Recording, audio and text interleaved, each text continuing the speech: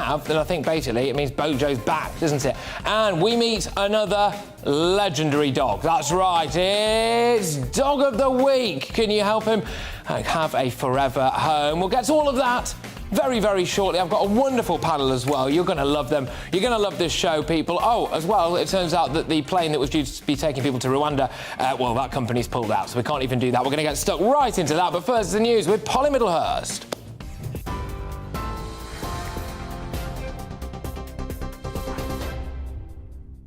Patrick, thank you, and good evening to you. We begin this bulletin with some breaking news from the United States. We understand the January the 6th committee in the United States is demanding that the former president, Donald Trump, immediately responds to a court subpoena with documents by November the 4th and deliver his testimony to court by November the 14th. More detail on that coming to us all the time. We'll bring you better detail on it later. In the meantime, our top story this evening has also changed. We understand the Trade Minister, Sir James Duddridge, has been personally told by Boris Johnson that Boris Johnson is, in his words, up for it, running for Tory leadership and is flying back from the Caribbean tomorrow. Mr Johnson has already the support of the Business Secretary Jacob Rees-Mogg, the Levelling Up Secretary Simon Clarke and the Defence Minister Ben Wallace. And all those vying for the Tory party leadership will have to secure 100 nominations from the party's 357 MPs by Monday. Well, Penny Mordaunt is the first to declare she is actually going to run to replace Liz Truss. The Commons leader made the announcement on Twitter earlier on today, saying she's the one to unite the country, deliver on her party's pledges and win the next general election. Rishi Sunak has yet to formally launch his bid for number 10, but the former Chancellor Sajid Javid has thrown his weight behind him on Twitter. Also today, the Labour leader Sir Keir Starmer is warning against a revolving door of chaos under a Conservative government. The risk is not a general election. The risk is continuing with this chaos. What you've seen in the last few weeks is real damage to our economy, real damage to our reputation as a country, and people are paying the price for that, whether it's in mortgages or other things. So the risk is not changing, and there's an alternative. You can either have more of this chaos under the Conservatives or stability under a Labour government. Well, in the meantime, a Labour MP, Christian Matheson, has had to resign from the party following allegations of serious sexual misconduct. It's after the Labour Party suspended his whip and asked him to stand down. An independent parliamentary panel had recommended he be suspended from the Commons after the Commissioner for Standards upheld 2 allegations against him by a former member of staff. Now, human remains found in a loft at a property in Milton Keynes have been confirmed as those of Leah Croucher. The 19-year-old disappeared while walking to work in February 2019. Police started searching a house after a tip-off from a member of the public last Monday. Murder suspect Neil Maxwell, who was a wanted sex offender, took his own life 2 months after the teenager disappeared. And to bring you some more detail on that story about Donald Trump, his former advisor, Steve Bannon, has been sentenced to 4 months in prison and fined more than £5,800 for contempt of Congress. The right-wing strategist is refusing to cooperate with lawmakers investigating the riots at the US Capitol building by a pro-Trump mob last year. More detail on that Steve Bannon story and indeed the subpoena for Trump story coming in our next hour of news. You are up to date on TV, online and on DAB Plus Radio. You with GB News, the People's Channel, where now it's time for Patrick and Friday Night Feast.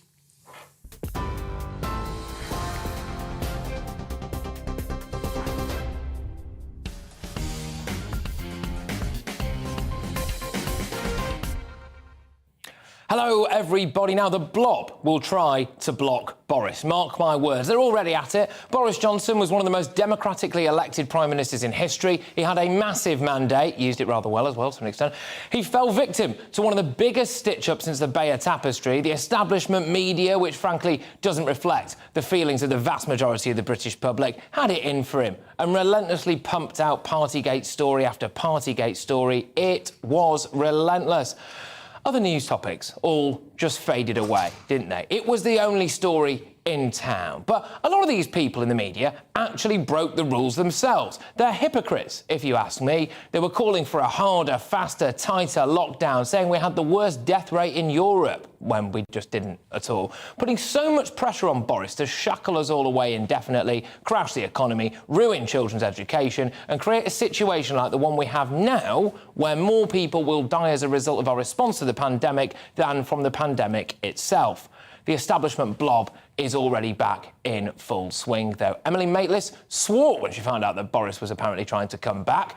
The usual types are saying there's going to be this damning privilege committee report, apparently, that could bring down Boris Johnson's government by Christmas. So they are properly already at it. Get over it. Move on. People were sick of Partygate then, and they're sick of it now. The country has moved on. A lot of the media types just don't understand the public psyche. They've never been able to understand, some of these people in the media, why people voted for Brexit. They couldn't understand why Boris is so popular. They couldn't get their heads around the idea that Britain should go for growth. And they'll have an absolute brain hemorrhage if party members re-elect Boris Johnson as Prime Minister. I think they'll just go into full-blown cardiac arrest if he actually wins a general election. Let's just recap what's happened in the last few weeks. So, a man with a huge public majority was pressured into resigning by the media, and a lot of MPs who got a bit spooked by opinion polls that, by today's standards, would be considered great for the Conservative Party. Then there was a choice between two candidates that the British public and even Tory members didn't really like. Then there's a globalist establishment coup in the Tory party that means that Jeremy Hunt is now our Chancellor. Truss goes. Now it would appear the grey men in suits want Rishi Sunak to win, unopposed, so nobody, not even Tory party members, will get to elect our new Prime Minister. Where's the democracy? There. Meanwhile, a man who actually won a massive majority and is hugely popular with Tory party members, who, frankly, as well, has now largely been forgiven for his misdemeanours during lockdown. If many people actually cared about them at the time, by the way, which I'm not sure as many people as was reported did. A man who the leader of the opposition absolutely cannot handle. A man with a proven track record of winning elections. What, he's just going to sit there, is he? We'll just leave him there. I say bring back Boris, for the sake of democracy. Tory MPs have to ask themselves a very simple question. Do they want to keep their jobs? Because if the answer to that is yes, then Boris Johnson is their man. Forget ready for Rishi. Forget penny trans women are women mordant. Bojo's got the mojo, and he's already decorated the Downing Street flat. Have him back.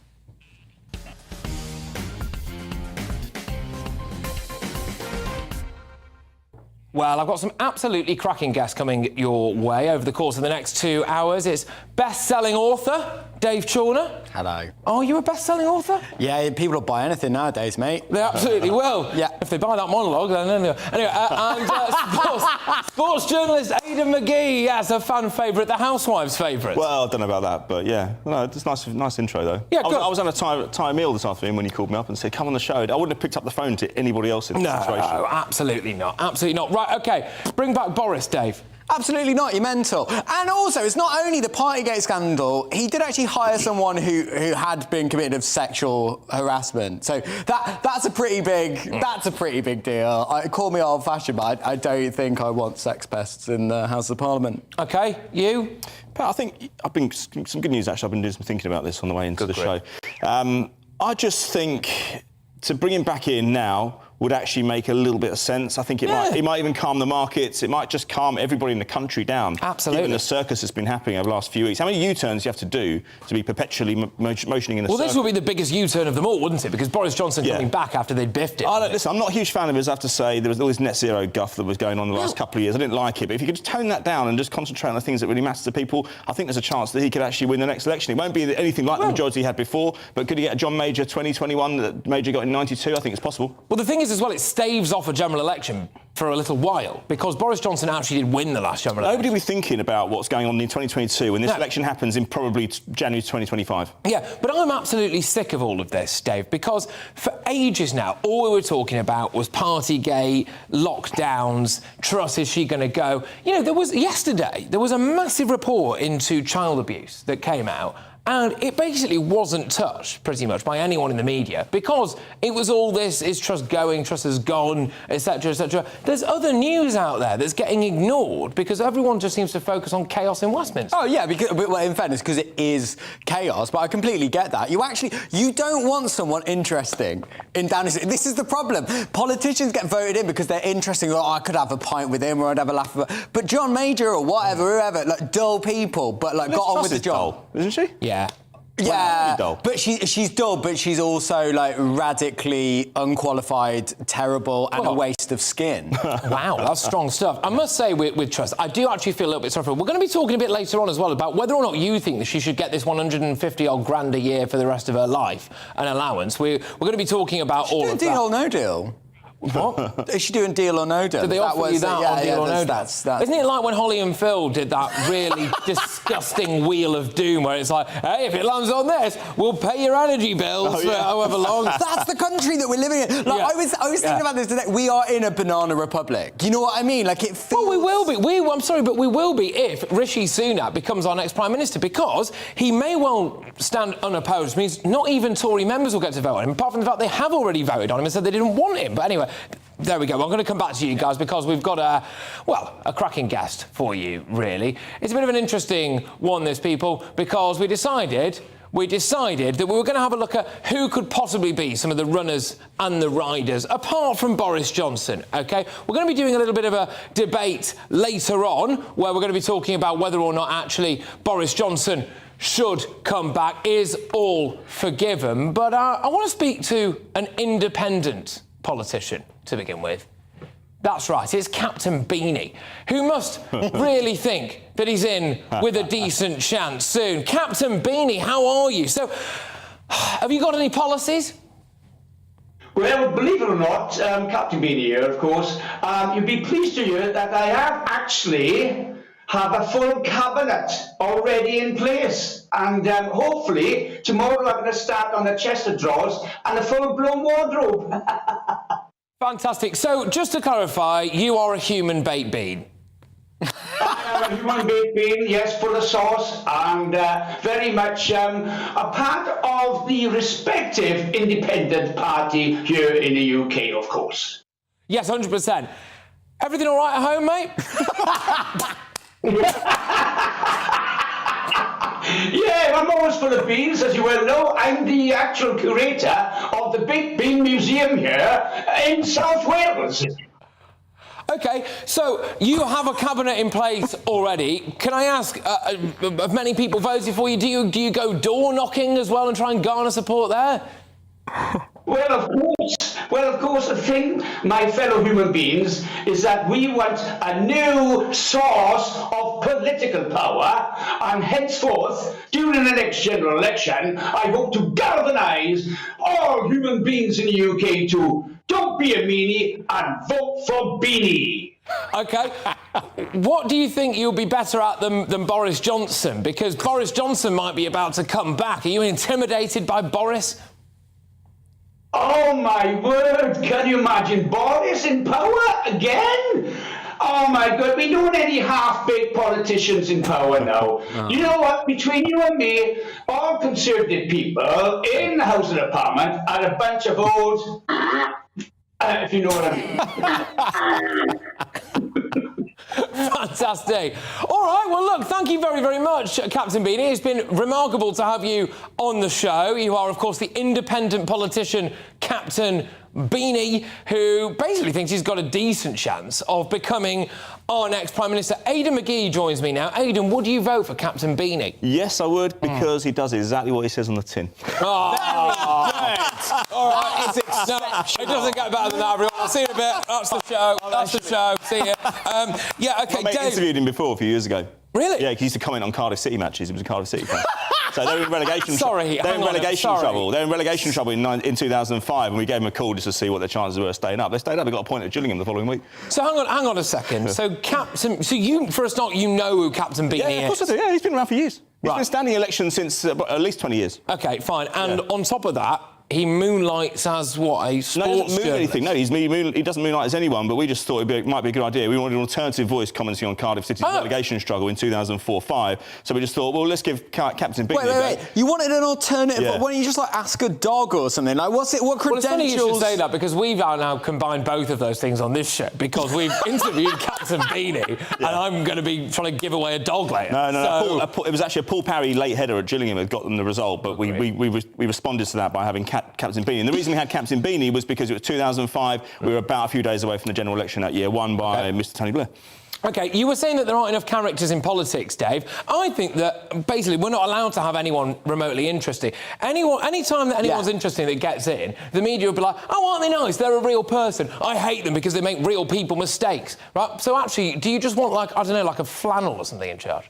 A head of lettuce, because we know that would be better and have more staying power than Liz Truss. OK, all right, fair enough. Well, And less saturated fat. Less saturated fat, probably better for you, potentially, as well. GBViews at gbnews.uk. Keep those views coming in. You can, of course, tweet us at GB News as well. I've got a load coming your way on this show, an absolute load. OK, because I am going to be doing my Challenge Christie's. We're going to be trying to rehome a rescue dog as well. We're going to be having a big debate now, and I want your views on this, OK, which is whether or not it's actually time to just forgive Boris. Do you still care about Partygate? Did you stop caring about that to begin with? So we're going to be going head-to-head with that, with a bloke who was laughed at. He was scoffed at earlier on, this guy who started the Bring Back Boris campaign. Well, they're not laughing now, are they? We're going to ask a very, very simple question. Should we forgive Boris? Do you think people should forgive Boris? Well, I certainly believe in forgiveness, but I do think that sometimes we hold, and probably should hold, politicians to a slightly higher standard because they're making decisions for the well-being of an entire nation. Yeah, of course. Why not? Yeah? Do you care about him breaking the rules?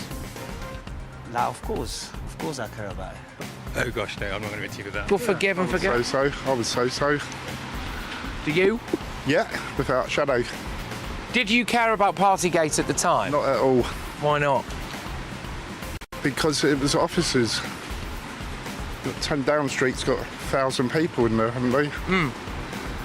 It's officers. No. Why not? Because he didn't really do much other than break laws. I mean, the country wasn't doing great even when he was doing okay, like at the beginning. Yes. Right, why? Because there's bigger things to worry about.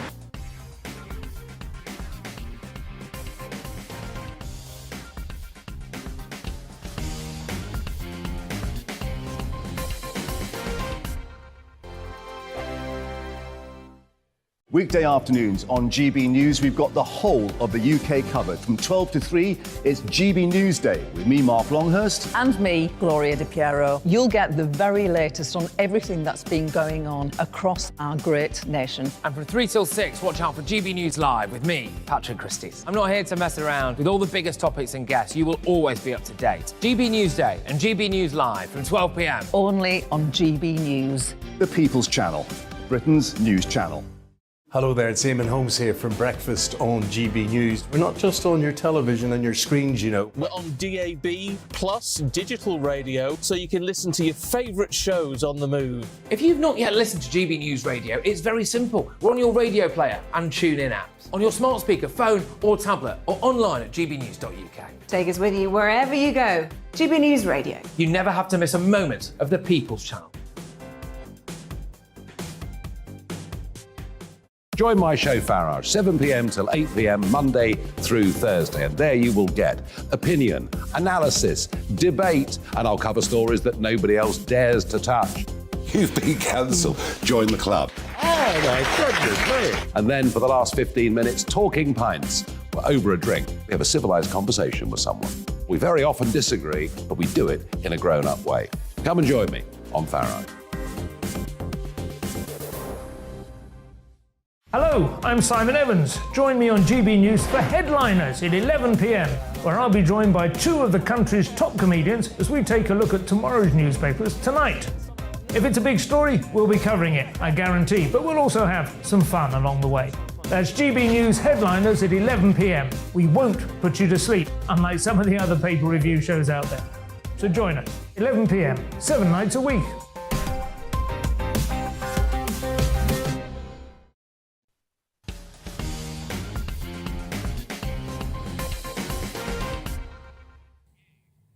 Welcome back, everybody, to Friday Night Feast. Now, with the Tory leadership contest starting again, one of the three main frontrunners this time around is none other than the former Prime Minister himself, Boris Johnson.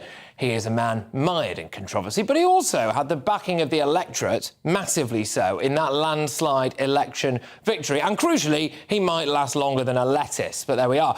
Is it time to bring back Boris, or is he too much of a toxic individual? What do you think about this? GBViews at GBnews.uk. I went out and asked the public earlier. We played you a clip of that before the break, and frankly, most people said, yeah, all right, it's just time to move on from Partygate. So I thought, let's just have a debate, because the big thing on this is if people are over Partygate, right, then Boris can crack on, because that's why they biffed him, and if people are over that, then frankly, he's got the mandate to rule. And also, Keir Starmer can't handle him, can he? So joining me now is co-organiser of the Bring Back Boris petition, Alex Story, and MP for Bury North, James Daly, who is backing Rishi Sunak. Alex Story, to quote another rather famous politician, they were all laughing at you, weren't they? But they're not laughing now, are they? It's true. I mean, I felt very lonely in mid-July 2022, when we started this petition. There were about 3 people. Obviously, Lord Cronos was one of them, Claire Bullivant, the other, and me. And a lot of people just thought, you guys are complete muppets, nothing. He won't come back. It's dead. The deal is done. It's going to be either Rishi or somebody else, but Rishi specifically. But it's one of these things. It's about politics is a dynamic occupation. There are lots of emotions attached to it, and the reason why people are always taken by surprise, and particularly the experts, is that they don't quite understand the dynamics, the humanity that goes into it. When somebody like Boris, who's been voted in with so much support, comes onto the scene, the way you treat him doesn't necessarily lead to his defeat. He's risen from the dead quite a few times already. And the reason for this is the body of emotions attached behind the character. And so when you treat him badly, he then resurrects because people want to get him back. My apologies for taking too much. I get the point you're trying to make. So we've got as well now James Daly, who is the MP for Bury North. Now, James, you're backing Rishi Sunak. Why is that? Because I think Boris Johnson seems to go down a little bit better in Bury than Sunak would. Well, I thought at the start of your introduction, Patrick, you'd have been better off inviting the Archbishop of Canterbury on if we're talking about forgiveness. The only thing that matters to me, the literally only thing that matters to me, is my constituents and whether they can afford to pay the mortgages, whether they can afford to pay their energy bills, whether whether we've got somebody who's going to come in that's going to be a competent economic leader who has got a plan to deal with inflation, which is over 10%, as you know, who can deal with interest rate costs, which are going to cripple people in my constituents, in my constituency. That's it. I'm just going to stick with you for a second, James. We're talking about here. Yeah, I'm just going to stick with you for a second, James. Do you not owe your job to Boris Johnson? I owe my job to the people of Bury North. Since when I was elected, that's the only thing, Patrick, that matters. People in my constituency are struggling. If there's a 1% interest rate as a result of instability in the base rate, that's hundreds of extra pounds going on people's mortgages. So it's all right talking like this, but people cannot afford instability. They will not be able to pay their mortgages, Patrick. They will not be able to pay their bills. So having lovely discussions about whether it's forgiveness or not doesn't help people pay their gas and electric bills in my constituency. Okay. And that's what this is about. I'll throw it back over to you, Alex Story, who is, of course, the co-organiser of the Bring Back Boris petition, and it does seem to be gaining a bit of momentum. In fact, we've got some internet memes which we can show in a second for you, which is people seem to be saying, yeah, there he is, look at him, back he comes, the return of the king. I think that's probably pushing it slightly, Alex, but I suspect, though, that one of the issues with Boris Johnson is whether or not he's really over the granular detail. And right now, do we need a details man, a man supposedly a bit like Rishi Sunak, to help people sort out the kind of problems that James was talking about, paying their bills, the energy crisis, etc.? Has Boris got that in his locker? I mean, it's interesting that you're backing, or your other guest is backing Rishi Sunak. Rishi Sunak was Chancellor. He's the one that pumped huge amounts of fresh money or quantitative easing money into the economy. There's a reason why we have inflation. And the reason why we have inflation is because of what the Chancellor did beforehand. Now, the thing there is we should be asking Rishi to forgive, to come to terms with what he actually did. Because on the economic side, he was in charge of the economy for the entire COVID period. He's the one that was responsible for these decisions. In terms of a leader needing to be granular with the detail, that might be the case. But I remember Theresa May being a complete disaster. What you need to have is a person that has the mandate of the people, and that's basically the reason why I started this campaign, because we broke. It was a breach of trust. He got the election. He won the election. This election, the term belongs essentially to him. Now. Well, this is one thing. I'll bring you back in, James, because one of the concerns that I would have is that, let's say Rishi Sunak is the only one who gets 100 MPs. I mean, we're dealing in hypotheticals here, but if he is, and then he's just kind of anointed, isn't he, as our new Prime Minister? But Tory members actually did have a vote on him, and they chose to go for Liz Truss, which I think is quite a damning indictment. None of the general public have voted for Rishi, and as Alex has said as well, he potentially has got a lot to answer for when it does come to the economic mess that we're currently in. So, I mean, realistically, why is anyone ready for Rishi? Well, let me put it this way, that I'm sat here, it's now 26 minutes past 7 on the 21st of October. I've got a decision to make, Patrick, regarding who can come in to number 10 Downing Street with a ready-made plan, who was proven to be right over the course of the previous election campaign in terms of his views on the economy and what we need to get things back with the stability for prosperity that my constituents need. This conversation is in some... the idea, something about Boris owns the mandate. Alex needs to get back in the real world and start speaking to my constituents who are scared stiff at this moment in time. And you are asking me to get into a discussion regarding, the niceties of the Constitution. Even if it's for where we are, I want my constituents to be able to pay their mortgages, Patrick. I want stability to be in the market. I don't want this nonsense. What's going to happen? What's Alex's attitude if the Privileges Committee suspends the Prime Minister? What's that going to do to market stability? Well, that's interesting. Just come back on that. What do my constituents do when the interest rates increases? OK. Yeah, Alex, I'll bring you back in on that, which is that, yes, there is this Privileges Committee. So, I mean, there could be a rather bizarre situation where Boris has to resign twice over the same issue. Yeah, and it does feel that the Privileged Committee is a bit of a kangaroo court. I mean, you're right, it's there. But the bottom line is, I always resent people who say that I have to live in the real world. I mean, I have real concerns. I've got 4 children. I've got my problems as well. But the bottom line is that we do not live in a dictatorship. Any person who doesn't understand the basic fundamentals of why the Constitution is important should not sit in the House of Commons. If you do not understand that the position that you have as a politician is due to the electorate, then you do not understand what your job is. Do you understand what I'm trying to say? I understand. I've got 70,000 people relying on me to try and get them through this winter when they can't afford the bills. They're voted for you, not for somebody else. Okay, what is that, James? On me. It's not an academic exercise. It's people's lives we're dealing with here. And so get some realistic... People are scared in my constituency about what might happen. You have the right to stand as the MP and to speak on their behalf because they voted for you. That's not an academic exercise. That's the definition of democracy. James, I mean, look, do you think the sad reality potentially for you in Bury North is that people actually just want Labour now? I've said to you before, I've been on your show, I couldn't care. What happens to me is of no consequence. Do you know what I mean? If people vote me out, good. It's absolutely fine, no problem whatsoever. But I want to go out with my conscience that I did what was right for them when they needed their MP to make a decision that would give them stability, that would give stability in the market, that would give them the best chance to get through this winter to be able to pay their bills. So if Boris, that's why I'm doing what I'm doing, Patrick. Fine, I'll stay with you, James. So if Boris does come back and comes back as our Prime Minister, will you be removing the whip from yourself? Will you be going on as an independent? What would your plan be? I will continue being a government member of Parliament. All I'm saying here, I've got into I'm talking about, Alex is making some very fair sort of points in respect to this. All I'm saying is that each individual MP, as far as I'm concerned, is making a decision, hopefully, on the basis of how we get stability in our economic and political and social leadership over a very, very difficult period. It cannot be underestimated. Yeah, there have been mistakes made in the past. Perhaps I'm part of that. But the economic situation of this country is at such a stage now where it's time to put the country before everything else and do what you think is right for the people you represent.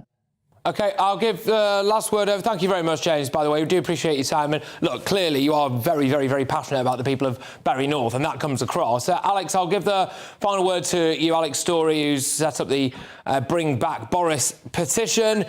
Do you think that Keir Starmer would rather be up against Boris Johnson or Rishi Sunak? He'd probably be looking to fight Rishi. Rishi is somebody that I think he can guesstimate. He understands the character, he understands his background, he understands where he worked in the past in Goldman Sachs in the city. There's nothing wrong with that, but he just understands the character much, much better. The thing about Boris, in political terms, and I do understand and I do like the passion of the MP on the show, because I love the what you're saying, and I do find this passion that you have for your constituents very touching and very important.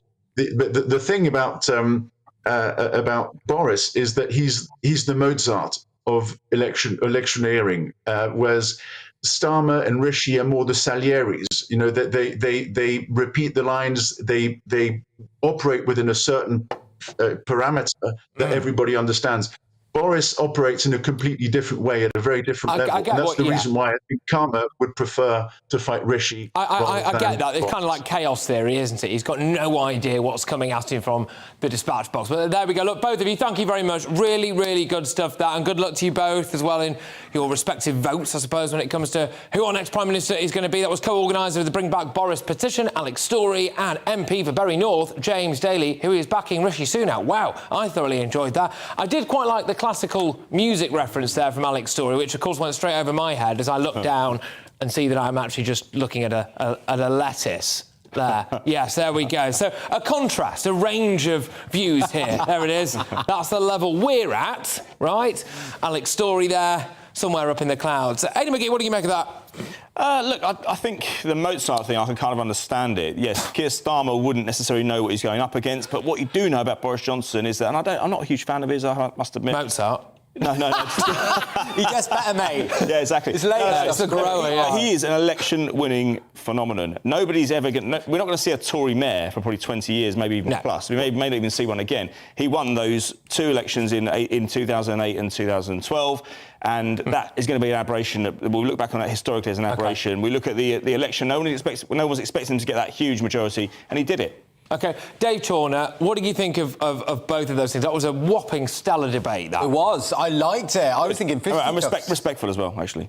It was. Yeah. Actually, I didn't like as much. But I think that... Drag it into the gutter. Yeah. I think it's the problem with politics when we start using sort of analogies like Mozart and start using Latin. All I care about is, can I afford my energy bill? Yeah.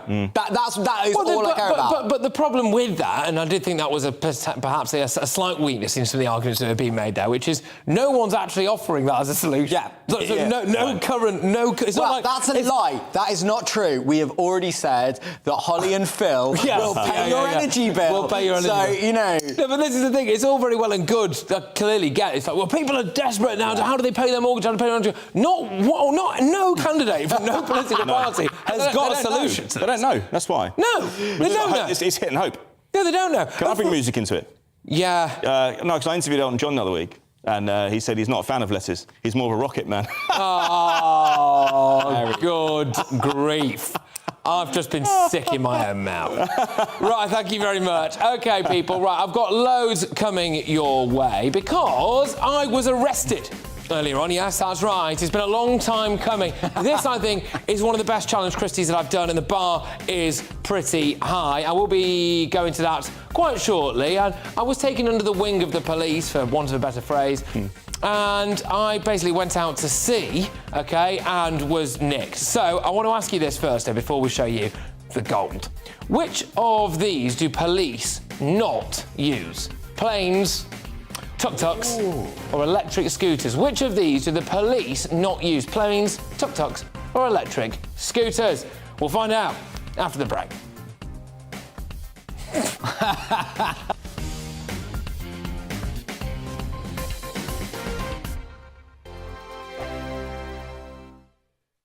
Weekday afternoons on GB News, we've got the whole of the UK covered. From 12 to 3, it's GB News Day with me, Mark Longhurst. And me, Gloria Di Piero. You'll get the very latest on everything that's been going on across our great nation. And from 3 till 6, watch out for GB News Live with me, Patrick Christys. I'm not here to mess around. With all the biggest topics and guests, you will always be up to date. GB News Day and GB News Live from 12 p.m. Only on GB News. The People's Channel, Britain's news channel.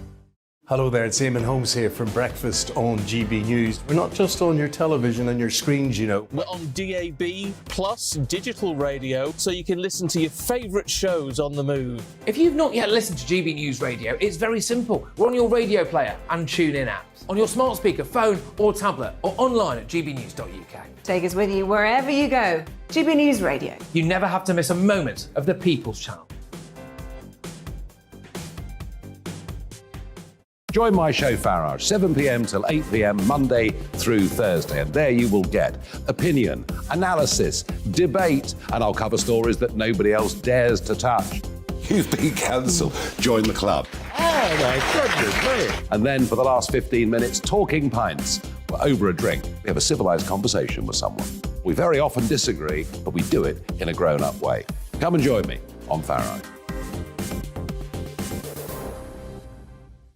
Hello, I'm Simon Evans. Join me on GB News for Headliners at 11 p.m, where I'll be joined by two of the country's top comedians as we take a look at tomorrow's newspapers tonight. If it's a big story, we'll be covering it, I guarantee, but we'll also have some fun along the way. That's GB News Headliners at 11 p.m. We won't put you to sleep, unlike some of the other paper review shows out there. So join us, 11 p.m, 7 nights a week.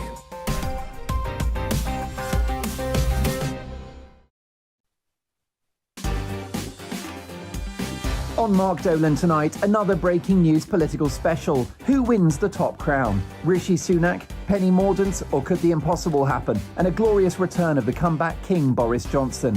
I'll be joined in the studio by former Tory MP Neil Parish, ex-Conservative Minister Edwina and Tory MP Michael Fabricant. And last but not least, the father of the man everyone's talking about, Stanley Johnson. Does he want Boris to run, and can he win? We're live at 9.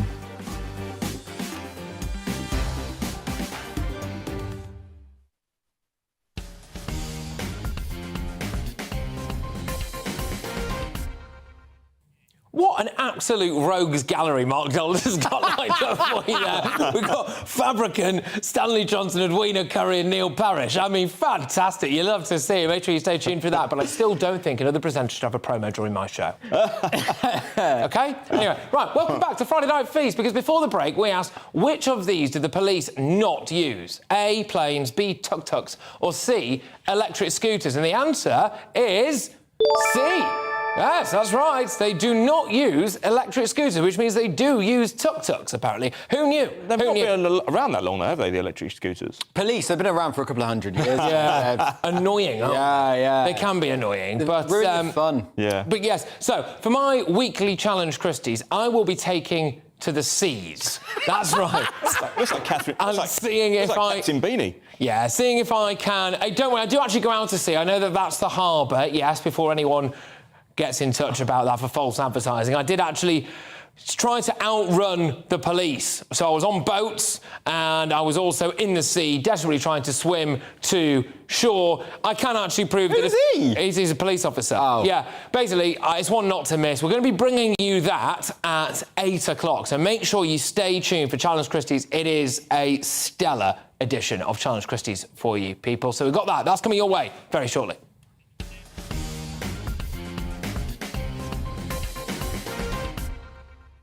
Now it's time for Patrick's hat trick. So I pick 3 big viral stories and we just chat them, and we've used the name of me and Hat-Trick as a just feature, really. It means nothing. Anyway, just when you thought the whole migrant policy and government couldn't become more of a laughingstock, the airline hired to remove people to Rwanda has actually pulled out of the scheme. You heard that right. We were doing Rwanda Plane Watch in a show I was covering for Dan Wooden earlier on, and the camera was there, it was doing the thing, then the plane never takes off, OK? So, fine. Well, now we don't even have a plane, all right? So, Privilege Style had been known as their only option, apparently, other than normal carriers, because they refused to run the deportations. What, Dave? Is that because, like, it was Ryanair asked, but it can only go, like, it said it was Rwanda, but it stopped in Egypt? Well, I said we might as well have used Ryanair, because it wouldn't have taken off or got there either, would it? Fair point. No charges to go to the toilet. Yeah. Charges to go to the toilet. Well, actually, no, it probably would have been deemed, you know, inhumane to put asylum seekers on a Ryanair flight. But there we go. Anyway, so Privilege Style has pulled out after an email campaign from torture survivors and refugee groups. Yeah. Not laughing now, are you? Yeah. Not laughing now. But seriously, though, Aidan, I mean, it does look... Aidan McGee, sports journalist and friend of the show. Yeah. I mean, we don't even have the planes to fly people to Rwanda now. No, I know, but I didn't feel it was going to happen in the first place. Nigel Farage was on this show, when was it, probably 8-9 months ago, when this plan was first hatched. He said it won't happen because of our tying in with the ECHR. And he was absolutely right. He said that on day one. It sounded quite good, quite positive. It sounded as if it had been thought about, but I just knew it wasn't going to happen. There isn't the will in government to actually get this plan off the ground, literally. The asylum numbers, the migration numbers are as they've been for the last 30, 40 years because people in government are absolutely comfortable with that. Dave Chorner. I think if we pulled out all these European kind of bodies, what would these people blame? It's never accepting responsibility. It's this person. Brexit's running great, by the way. What's wrong with blaming Ryanair? No, but the thing is, it would have taken off. The plane would have taken off with some people on it. So there'd be currently some asylum seekers in Rwanda. Yeah. So we wouldn't have to blame anyone because it would have happened. I think that on the international stage, people said this is a terrible idea. Like it's been pulled out of a hat at some weird child's birthday party. And then people are surprised that this can't literally get off the ground because it is almost like the person that came up with this was in an office with a gas leak. It is the worst idea in the world. We're not the only country to do it. Of course. Like, Hitler wasn't the first person to invade Poland. You know what I mean? It doesn't mean it's a good policy. Yeah. No, but the EU have a very similar scheme with Turkey and, I believe, Libya. So, you know, we are not... Yeah, but, of course, that's all right because it's the EU, you know. But I've been to Gdansk. That's where... That's it. Weird time to... No, unbelievable. No, because that was where Hitler first made the first invasion of Poland. Oh, great! Let's stop talking about Hitler. Next, as if Truss's political career hasn't suffered enough, her merchandise line has been cancelled. In Liz We Trust mugs, these are now collector's items, are no longer available to purchase from the Conservative Party shop, just 24 hours after she quit. You love to see it. I did like as though the Daily Star were doing a special souvenir edition of their Lettuce front page, which, of course, we are paying tribute, homage to here. Dave, where will you get your Liz Truss mugs from now? Oh, well, I also think as when you say the Conservative Party shop, that is a very sort of misleading, like, party shop, fun, Conservative Party shop, boring. It's just eating ties. I'm not interested in that. I think, though, that with actual, like, with stuff like this, I think the Lettuce is a great example of where we unite as a country to, like, actually satirise all of these terrible people in government. She can always sell the mug she appointed to her cabinet. Oh, there you very go. Good. There you go. I should have said that. That was very good. I think it's interesting, though, isn't there, that there is a Conservative Party shop, fine, OK, so you get some Tory merch, all right, cool, but what it had on there, anyway, was the In Liz We Trust, and then now if you search it, it's got a big 404 website not found thing. Why do they actually bother introducing things like Tory Party merch? Because the way it is now, it never goes well, does it? It never goes well. It was £15 for a mug, quite expensive. That's a lot for... But Tories, though, I'd say pay it, wouldn't they? It's probably inflation, I guess.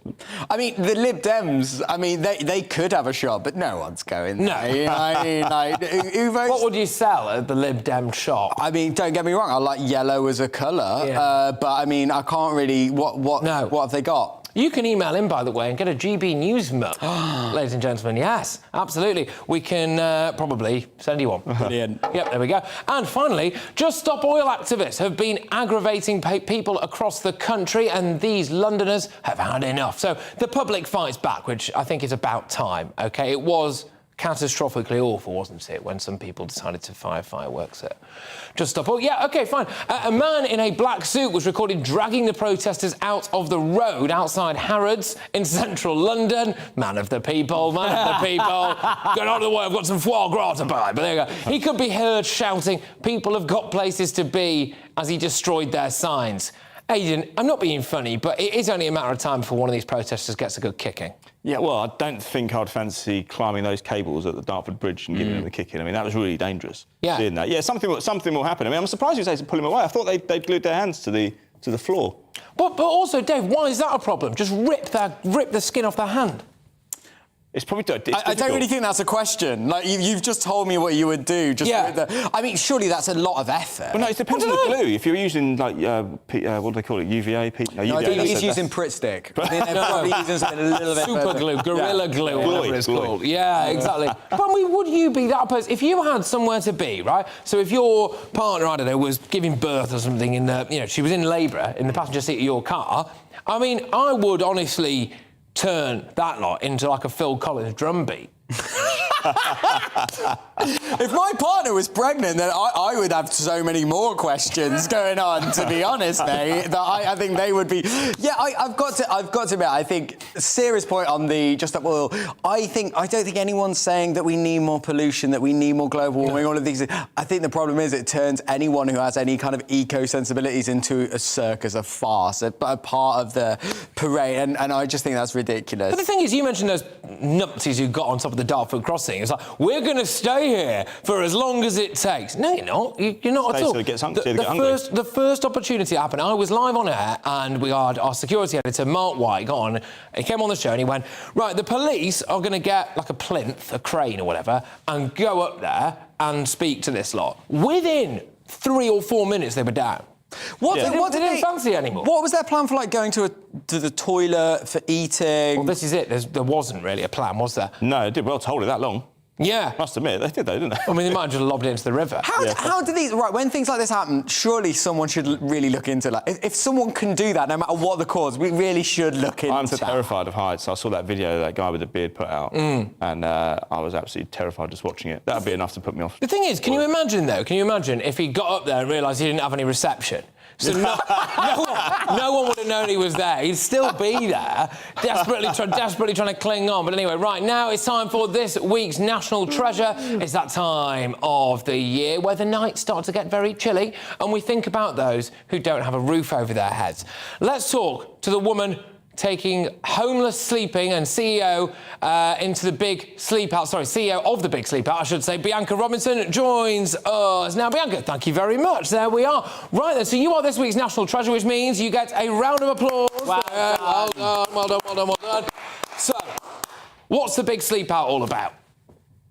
So it's the CEO Sleep Out, and it's a national movement, but in cities right across the UK, we gather business leaders together for just one night. They give up their beds, their home comforts for this one night, sleep out under the stars in a group. Yes, we have fun, but we raise a lot of money, and that money goes straight back out to charities on the front line of homelessness, which is needed more than ever right now. Are you seeing a sharp increase in the number of homeless people with the cost of living crisis? Yeah, absolutely. There's about 270,000 homeless in the UK right now. That is just not good enough. There should be no homeless, as far as I'm concerned, in an economy like ours. But we're seeing it. It's going to increase. People are feeling the squeeze. Private rental incomes are pushing people out of their homes. And we're not talking about that stereotypical rough sleeper. We're talking about mums with kids who can no longer afford their private rental, spilling out, presenting as homeless, and then we just don't have the housing for them. So where do they go? So they either go surf with friends, they go on the street, or they go into the substandard, really, really disgusting, unstable, unsafe accommodation. Or I actually did Sleep Rough to raise awareness for homeless military veterans in London, Leeds and Manchester. And in Leeds, I nearly got stabbed in the middle of the night. So it is actually a very, very dangerous thing to be homeless. It's not just uncomfortable, it is incredibly dangerous. So... What did you do? No, nothing. Just a guy with a knife came at me. I'll tell you in a bit. All right, we're doing the telly day. Sorry. Right, OK. So anyway, how can people get involved? How can people donate? So if you're a business leader, you jump on our website, ceosleepout.uk.com, look at all the cities where we're running events. We've got London coming up at Lord's Cricket Ground on the 21st of November. Get yourself signed up for that. We're going to do so much good with the money that we raise just from that one night under the stars, and you get to rub shoulders with other like-minded business leaders who care about these issues and that inequality as much as you do. Good stuff. Look, thank you very, very much. You are, of course, this week's national treasure. Well done. Yeah. There we go. OK, that was the CEO Big Sleep Out. It was Bianca Robinson, who was, well, this week's national treasure. Right, OK, people, I've got loads coming your way, because we're going to be talking about whether or not we should have a new voting system in line with everything that's been going on in politics at the minute. We're also going to be discussing whether or not you think that Boris should be forgiven. Should we all just move on? We're going to be doing Challenge Christie's. I get arrested in the sea. But first, it's time for this. Postperson Pat, just the right side of copyright law. So you have been sending in your thoughts on the show tonight, especially whether you want Boris back. So Claire says, I don't want Boris back. I am politically homeless at the moment. Claire, there you go. Good. Stay tuned, Claire, because we're going to be talking about something to do with that a little bit later on. Do we actually want a new voting system? Is it time for a new party? Should parties unite? Some smaller parties. Will it ever happen? Loads more questions. Virginia emailed in, pointing out, you can't talk about Partygate and fines with Boris without saying the same about Rishi. That's a very interesting point. And what about old Beer Korma as well? Keir Starmer, he was the one there who's had a beer, had a curry. That was fine, apparently, but a bit weird. But anyway, Lee is weighing in on the Just Stop Oil protesters. Lee says, I'm going to glue myself to a pub stool and demand the government provides free beer to everyone who wants it. Everyone is doing the whole stupid glue thing now, so I'm going to do it as well. I think that's fantastic, to be honest with you. I mean, for a period in my life, I used to have my hand glued to a pint as well, but the fun stopped. OK, Aidan, what do you make of that? I mean, let's do the Boris stuff first. I mean, people there saying they're politically homeless. I can understand that. I really can, because... But look, they got a bit fed up with him in government, I think. But you have to remember, when they voted him in December 2019... It wasn't a normal term of office, was it? I mean, he didn't complete it for one, but straight away, almost 2.5 months in, we were in lockdown. There was money to be spent. There was money poured into the economy. People were inside their homes. People were receiving furlough. It was an extraordinary set of circumstances. Yeah. And so I don't think the true reflection of what his premiership would have been like was actually borne out. And that would be my concern. Maybe people are prepared to give him another chance. As I say, I'm not a huge fan of it. I'm a bit politically homeless as well, but I'll live with that. Well. Just quickly, apparently, we've been getting a load of emails in asking about GBNews merchandise. OK, this is in relation to the fact that the Conservative Party has a shop. Those shops used to have mugs on that says something like "In Liz We Trust." Those mugs have now gone off sale. So a bit of wasted cash there, one would have thought. But I can reveal that we are apparently selling merch online at GB News. GB News... Is this a thing? GBnews.store. I hope it's not 15 quid for a mug. I'm not sure about that. How much? We need to get some clarification on how much it is for things, people. OK, so apparently you can buy GB News merchandise. Tents, umbrellas, water bottles, pens, pint glasses, obviously, and loads of stuff. There you go. All right. Well, I'll tell you what we'll do shortly is we'll bring up the actual store itself and we'll plug some of the merch. There you go. Yes, you can maybe get yourself one of these as well. Dave, what were you going to go first from the GB News store? Do you think you'll have a tent, an umbrella, a mug, a pint glass? I think that's a weird litany of things. A mug, fine. Pint glass, yeah. Pen. Tent is where you start. Oh, there's no tents. There's no tents. I misheard. Apparently, I thought that was weird. Pens. Oh, I misheard pens. That makes a lot more sense. I actually do want a GB News tent now. Like that's actually made me want it more. OK, people, we're gonna have to get tents. OK, right. That's gonna have to happen. I mean, I think it'd be nice, actually, really. And what you could do is you could get on the side of it branded "I'm politically homeless." Oh, yeah. It writes itself. It writes itself. OK. 10% heading to Dave Chawner. 100%. Yeah, we did also have an email in there about Just Stop Oil gluing themselves to stuff. Dave, are you going to glue yourself to anything? I don't know if it's the latest craze. I mean, we had the ice bucket challenge. I'll get involved in this. Yeah. Oh, gosh, the ice bucket. Did you do that? Yeah, I did, yeah. Did it go wrong? Well, how does it go right? You get cold and wet. I was nominated, didn't I? I'd managed to avoid it. yeah, I did. But you know that was for, like, charity for disabled kids. No one told me that until about a year later. I still feel guilty. What did you think people were doing? I just started having a laugh, it's just social media, getting down with the kids, although it was mostly adults who did it. Well, yeah, it was, yeah, exactly. It was. I think it was for a charity for disabled kids that we were trying to raise money for, but you just didn't really care about that. No, it's not. No, not at all. They'll come around again. I'll do it then. OK, all right, fair enough. All right, everybody, we've got loads coming your way.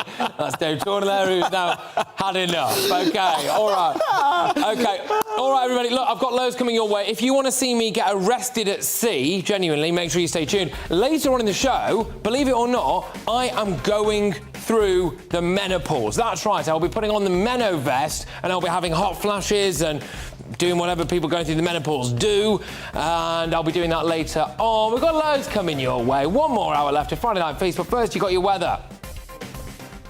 Evening, I'm Alex Deakin, and this is your latest weather update from the Met Office. The mild weather continues this weekend, as do the showers, although large parts of England and Wales will have a dry day tomorrow.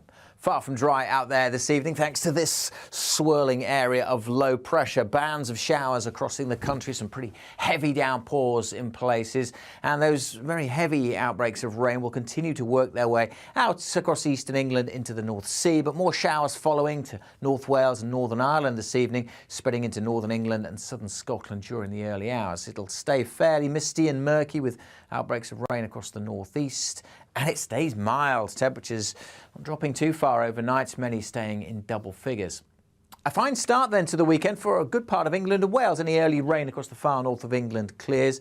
A dull, damp start for central southern Scotland and Northern Ireland, but for the east of Northern Ireland and southern Scotland, it should cheer up a little through the afternoon. Some brighter spells across the Highlands and the Western Isles, but a lot of cloud and drizzly rain across the northeast. Sunshine elsewhere further south, lifting the temperatures to 18 or 19, but the sunshine turning hazy and the showers return to southwest England and Wales during Saturday evening. They then spread north and intensify, so widespread showers as we head into the early part of Sunday. This line of showers looking pretty intense. Some very heavy rain on that as it moves its way northwards across England and Wales on Sunday morning, eventually turning up in Northern Ireland and southern and central Scotland for Sunday afternoon. To the south of that, it may well brighten up for a time, but we will see then more showers coming into the southwest. Again, it's mild though, so between those shower bands with a bit of sunshine, 18, 19 Celsius is possible. And the mild thing will continue through much of next week as well. It's often going to be blustery and there'll be further showers to come as well. Enjoy your weekend. Goodbye.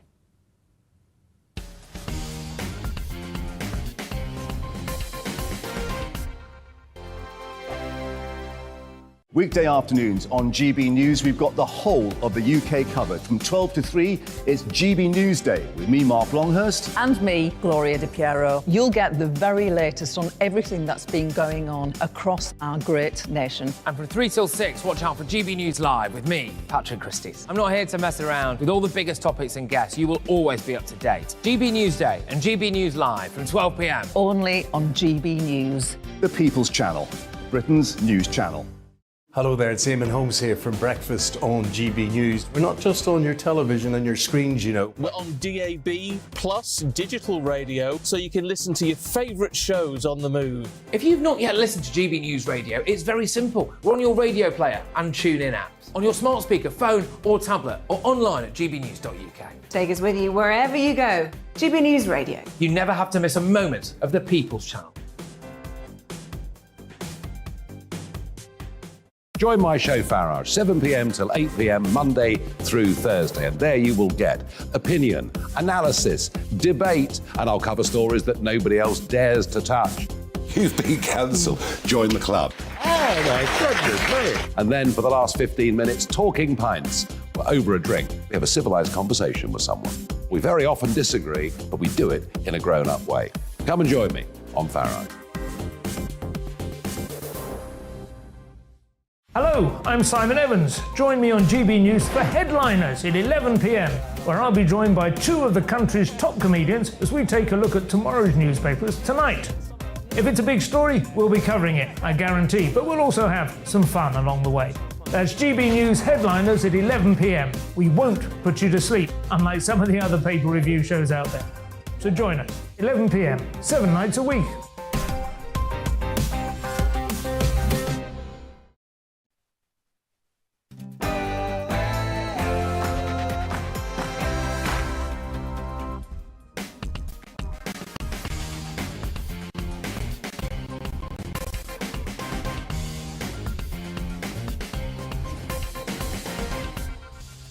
Welcome back, everybody, to Friday Night Feast with me, Patrick Christys. We've got a corker of an hour coming up. We'll be speaking to a toaster man. We'll be hunting for big cats, that's right. And I will be facing the menopause with the Menovest. I will literally be going through the menopause for your entertainment and education. I've got loads more coming your way as well, including Challenge Christys, which involves me getting arrested by police in the sea. So, all that's to look forward to and much, much more coming your way shortly. I've got a wonderful panel, but first, it's the news with the stone cold Polly Middlehurst.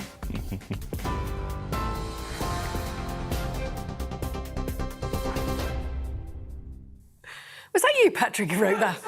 Stone cold? Come on.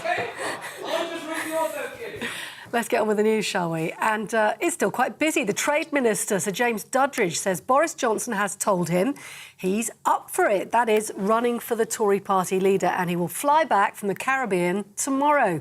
Mr Johnson has already got the support of the Business Secretary, Jacob Rees-Mogg, Levelling Up Secretary, Simon Clarke, and Defence Minister, Ben Wallace. Those vying for Tory party leadership will have to secure 100 nominations from the party's 357 MPs by Monday. And Penny Mordaunt is the first to declare she's actually running to replace Liz Truss. The Commons leader made the announcement on Twitter earlier today, saying she will unite the country, deliver on her party's pledges and win the next general election. Rishi Sunak has yet to formally launch his bid for number 10, but the former Chancellor Sajid Javid has thrown his weight behind him on Twitter. Now, the Labour leader, Sir Keir Starmer, is warning against a revolving door of chaos under a Conservative government. The risk is not a general election. The risk is continuing with this chaos. What you've seen in the last few weeks is real damage to our economy, real damage to our reputation as a country, and people are paying the price for that, whether it's in mortgages or other things. So the risk is not changing, and there's an alternative.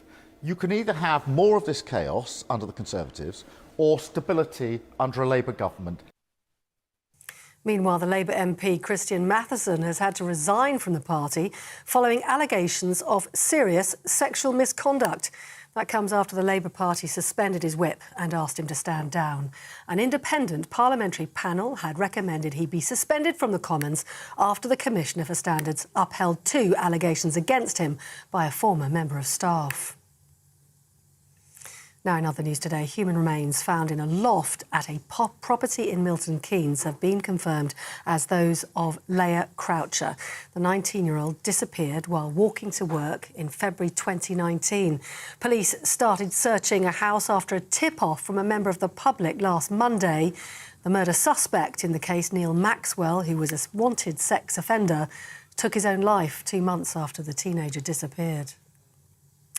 In the United States, the January the 6th committee is demanding Donald Trump responds to a court subpoena to provide documents and testimony under oath. Lawmakers are investigating the riots at the US Capitol building by a pro-Trump mob last year.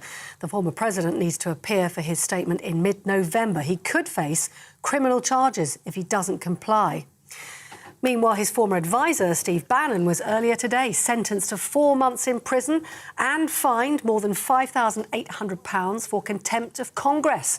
The right-wing strategist is refusing to cooperate with the investigation into the riots.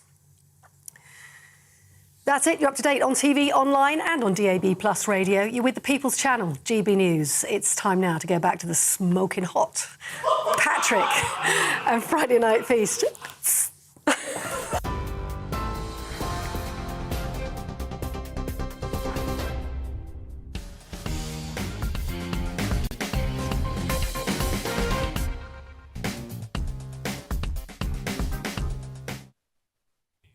Right. Well, welcome back, everybody, to Friday Night Feast. Now, this week's Challenge Christie is one of the most exciting yet. I was put through my paces by one of the fiercest police units that this country has to offer. So I grabbed my armbands and budgie smugglers and headed down to meet Hampshire Police's Marine Squad. Safe to say, well, I wouldn't make a particularly good pirate. It's Challenge Christie's time, people. Hello, everybody. Welcome to the latest instalment of Challenge Christie's with me, Patrick Christie's. Now, bit of a weird one today. As you can see, I'm in, well, it's essentially a fake street somewhere in Hampshire. Bit intriguing. It could quite literally be anything at this stage, so it's probably about time that I found out what I'm doing. Right on cue. Patrick Christie, GB News. Who's asking? Donna Jones, Police and Crime Commissioner. Oh, no. I'm not sure I should open this. OK, here we go. I haven't done anything wrong, honestly. Well, not that you know about, anyway. OK, police challenge. So today, we are going to be putting you through your paces with our Police Marine Support Unit to see if you've got what it takes to be a police officer. I've always wanted to do this. OK, so, who are you? I'm Jack Etheridge. I'm a police officer on the Marine Support Unit here in Hampshire. Nice to meet you, mate. And I believe that you're going to be helping me get into the sea, is that right? Something like that, yeah. OK, what's all this then? So, fairly obviously, we work in a whole range of kind of conditions, cold, wet being the key parts here. Yeah. This stuff keeps us safe and keeps us alive whilst we're doing it. So this is what I'm going to be wearing when I go in the sea? Essentially, this seals your whole body inside one big bag. We zip it up nice and tight. Don't pass wind, it's horrendous when it's inside. Oh. This is weird.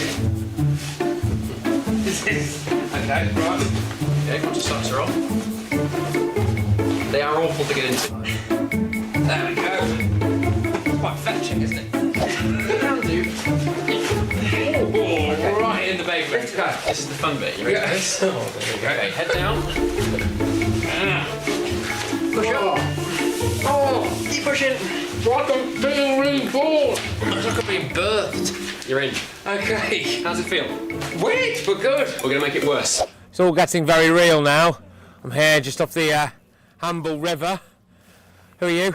I'm Matt. Nice to meet you. Yes, hello, mate. On the Hampshire Marine Unit as well, like the other guys. So, Patrick, we're going to get you onto the boat and we're going to talk you through the first task before we go out, which is going to involve a bit of swimming first of all. Just a little bit of swimming. A bit of swimming. You up for the challenge? In a harbour in October. Yes, of course. We're going to get you into the water in a sec and we're going to do a test to swim up to where my colleague's standing with a throw line there. There'll be a substantial casualty that looks something like me that you're going to get hold of. Okay. And bring it back. So I've got to drag you to safety. You have. Okay. My life in your hands, mate. Your life is in my hands. That's a terrifying thought, isn't it? It is. Okay, well, it all looks very calm here. It does. And they've heated it for us, haven't they? They have, yeah. It's really warm. Yeah, good. Okay, right, well, let's get in the water. Okay, people, it's Patrick Christie's neck deep in a harbour in the middle of October. What else would you expect? So, a couple of challenges today. This is what's called the swim test. So I've got to go from here now to that jetty over there where you can see the lovely police officer waving, and I've got to retrieve a body in the water, alive thankfully, and bring him back to here, where I can only just hope he makes his own way back into the boat. And I've got to do all of this apparently in under 4 minutes. Okay. 3, 2, 1, go!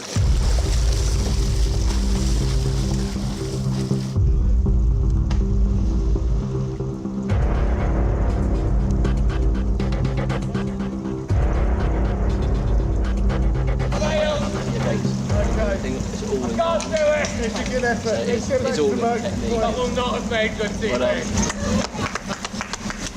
Sorry, he's dead. Nearly there, bud. You alright?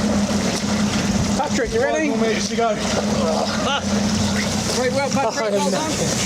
Yes. So that's the easy bit. Oh my gosh. Okay, you ready for the hard bit now? He's dead. I'm sorry about that, lad. He died. Matt's going to just demonstrate how we get out of the water onto some of the boats. It's not quite so straightforward. Okay. All right. So just move along the side a little bit. Just hold on to here for us. Oh, I'm so unfair. Get your breath. Yes, OK, so it's now going to be my turn to drive the boat, I think, isn't it? So I'll shift you over now. I'm aware that it looks like I'm in a music video with this particular microphone, but it's the only way when we get going that we can get the sound. So bear with, people. So I've got to sit down here. And now these seats are specially designed, aren't they, for suspension? Is that right? Yeah, that's right. So it'll take a little bit of the ride out of the boat. You've still got to ride it as if you're riding a horse, so you take it in your legs, but it will take some of the impact for you. OK, all right, fine. I thought we were getting a call there. If we get a call, are you going to have to take it with me in the boat? we might put you on the other boat. I'm going to come around and sit next to you, and then we'll have your left hand for the wheel, your right hand for the throttles, and then we're just going to take it from there slowly. Sounds pretty straightforward. Right, let's do it. Yeah! Okay, so we'll start with turn around gently, walk up and pick up speed.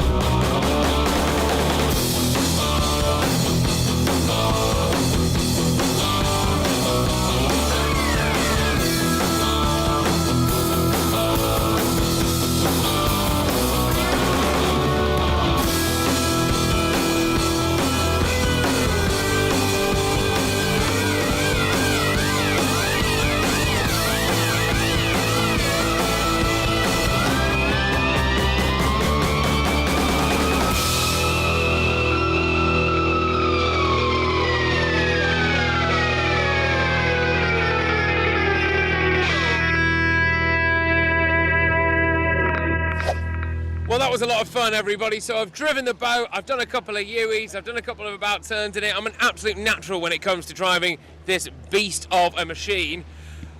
But now it's trying to get to the business end of this particular challenge, Christie's people. The other police boat is just over there. They're going to moor that up, okay? And then what's going to happen is I think I'm going to go in the water and I'm going to have to try to escape police capture. And, well, we'll see how that goes. OK, people, there's no way out of this now. There's a boat full of police over there with the blues and twos on. I'm here, a criminal, and I've got to try to make it from this boat to shore without getting lifted. And I am actually joined now by the Police and Crime Commissioner for this area, Donna Jones, a regular on GB News. Donna, thank you for organising all of this. So, do you think I'm going to be able to do it? I'm not sure. I think they're tough guys over there. I think Hampshire Constabulary are going to outwit GB News. Well, yes, potentially. There is a slight issue, though, which is that I just don't really want to do it anymore. It's cold, it's wet, it's very fishy. Yeah. Do I have to do it? Well, I tell you what. Have to? Oh, no. Oh!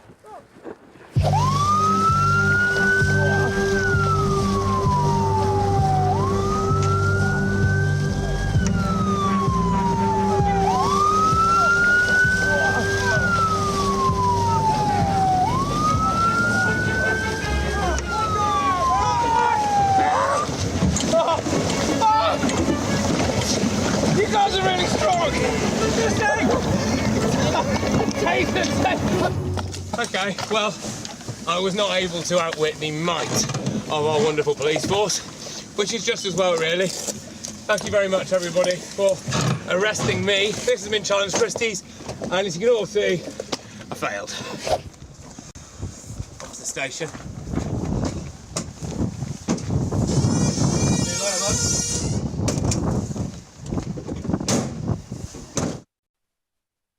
Right, well, there we go. That was a lot of fun, wasn't it? And if you're listening on GB News Radio, make sure that you watch that challenge right now on our YouTube channel, our Facebook page, also on Twitter. It will be absolutely everywhere. I had an absolute whale of a time doing that. And earlier, I actually caught up with Donna Jones, who very kindly pushed me into the water. She's the Police and Crime Commissioner for Hampshire. Thank you very much, Donna, and basically I just asked her loads of stuff, really, which is about whether or not she thinks I've got what it takes to be a police officer, or even down to who she thinks should be our next Prime Minister. Well, I'm not sure about that, Patrick, but you certainly gave it a good go. And I think perhaps with a bit of training, some more bleep tests, how to use a baton, we might just get there with you. Do you know what? I think police have had a really tough time over the last couple of years. There's been some really big, significant reports that have come out. The National Race Action Plan. We had the Dame Louise Casey interim report published on Monday this week. And, you know, it has been a tough couple of years for policing. But I have to say that the people, the men and women that I work with, they are outstanding. And I think the majority of the British public know the police are good people. They're there to help them. And actually, when the chips are down, it is the police that you call. Well, I have known Grant for years and years. We've got two big ports here in Hampshire. One is in Southampton and one is in Portsmouth. And so as the Transport Secretary, Grant was down here often. And in fact, I did send him a message a couple of days ago and to say good luck to him. And he's actually come back to me this morning as well. So I'm really looking forward to working with him as our Home Secretary. Obviously disappointed for Suella, but she's got her principles and she stuck to them. So you could say all credit to her. In terms of future PMs, it looks like there are three front runners in obviously Boris Johnson, Rishi Sunak and Penny Mordaunt. And I have worked with Penny. I've worked for Penny in the past. I was her campaign manager in 2010 when she successfully beat Labour in the Portsmouth North seat. I live in her constituency, so I'm going to have to say Penny Mordaunt. Oh, there you go. Donna Jones, thank you very, very much, Police and Crime Commissioner for Hampshire. And if you at home, yes, you, have any ideas on what I should do next for Challenge Christie's, send it across, patrick@gbnews.uk. Get in touch, do not be shy. Even better, if you can arrange it for us, because I am lazy. Right, sir. Now, for our Cornish viewers, that's right, we're big in Cornwall, I have to ask, do you feel safe? Because you could be dealing with a giant cat problem. That's right, a group of big cat hunters, I don't think that means they shoot them, I hope not. Anyway, are been scouring, we'll find out, scouring the Cornish countryside looking for the beast of Exmoor. And we have one of these big cat hunters hunting for his beasts right now. Is that right? There we go. Here is Rhoda Watkins. Yeah, there we go, thank you very much. World-renowned tracker and leading the charge on this big cat hunt. Great stuff, thank you very, very much. Now, when I was a local reporter, I was up in Cumbria, I used to always get sent out to find the big cat or the lynx or whatever, which actually, when you look back on it, was really dangerous for them to make me do. But have we got genuine big cats at the moment in this country, prowling the countryside? That's the question, that's what we're trying to find out. So, I've always been a bit of a skeptic, but more and more these days I'm getting convinced that, yes, we absolutely do have big cats here, all over the country, not just in Cornwall. What's the crack in Cornwall? Why is it really rearing its head right now, then? Have you had recent reports or something? We get reports all the time in Cornwall. We get reports nationwide, but Cornwall's always been a hotspot east of Bodmin Moor. Lots of black cat reports all over Cornwall all the time. So, yeah, it's always been popular with kitties for some reason. Wow. So, how could they actually live here? I mean, surely, this is just a bit of a myth. Look, I don't want to say you're wasting your time, right? But we would have seen one of them by now. We'd have actual documented proof, CCTV or something.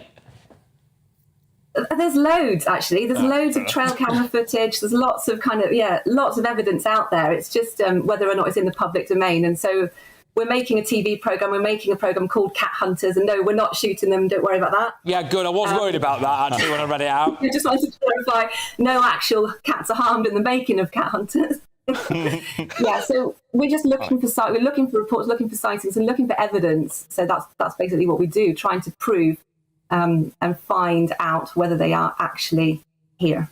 OK, all right. Presumably they're not really a danger to humans because we would have been killed by one of them by now.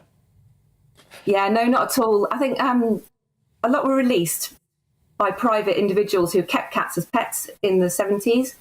And then the Dangerous Wild Animals Act came into play and lots of people couldn't afford to keep them anymore or didn't have the appropriate enclosures for them. So these cats were just released into the countryside. And so those were kind of tame cats who would be more likely to be near people.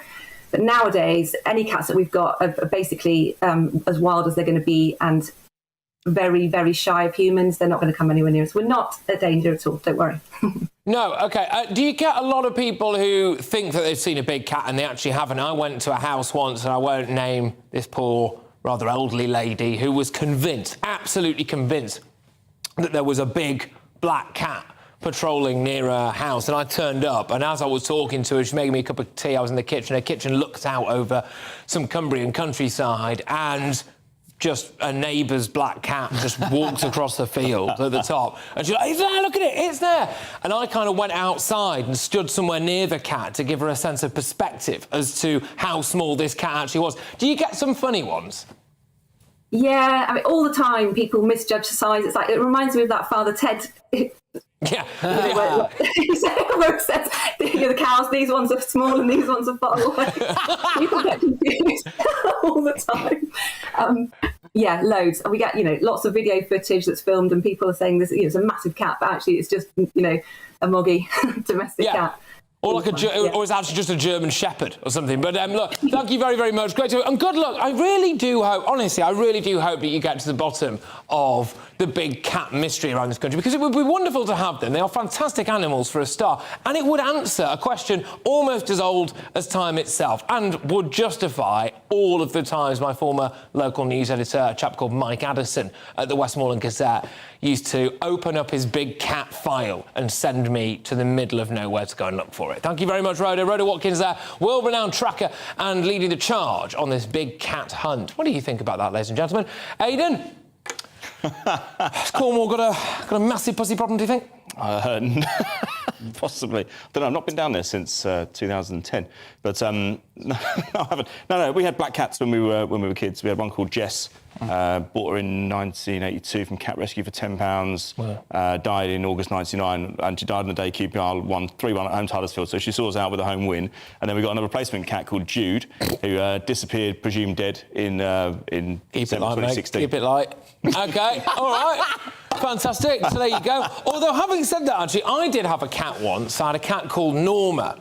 And it was a joint cat with my now ex. And we rescued Norma from Wood Green cat shelter or whatever.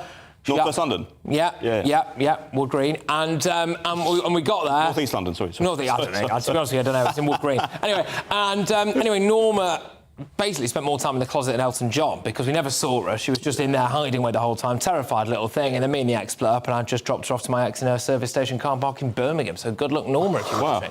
Have you ever had a cat? What's going on? This is like a light-hearted feature, and it's like one of them's died, another one's two.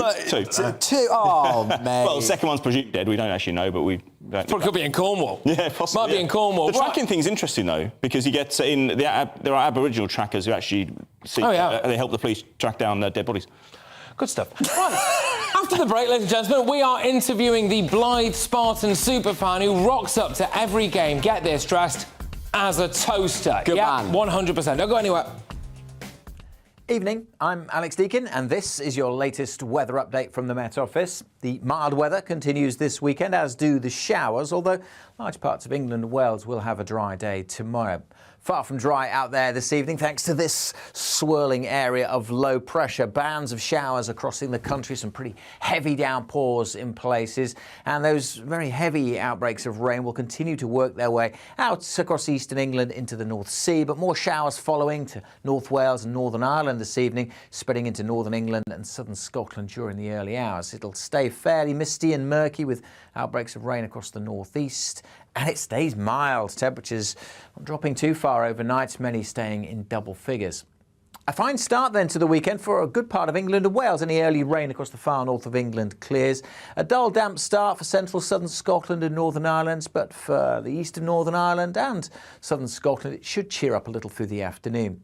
Some brighter spells across the Highlands and the Western Isles, but a lot of cloud and drizzly rain across the northeast. Sunshine elsewhere further south, lifting the temperatures to 18 or 19, but the sunshine turning hazy and the showers return to southwest England and Wales during Saturday evening. They then spread north and intensify, so widespread showers as we head into the early part of Sunday. This line of showers looking pretty intense. Some very heavy rain on that as it moves its way northwards across England and Wales on Sunday morning, eventually turning up in Northern Ireland and southern and central Scotland for Sunday afternoon. To the south of that, it may well brighten up for a time, but we will see then more showers coming into the southwest. Again, it's mild though, so between those shower bands with a bit of sunshine, 18, 19 Celsius is possible. And the mild thing will continue through much of next week as well. It's often going to be blustery, and there'll be further showers to come as well. Enjoy your weekend. Goodbye.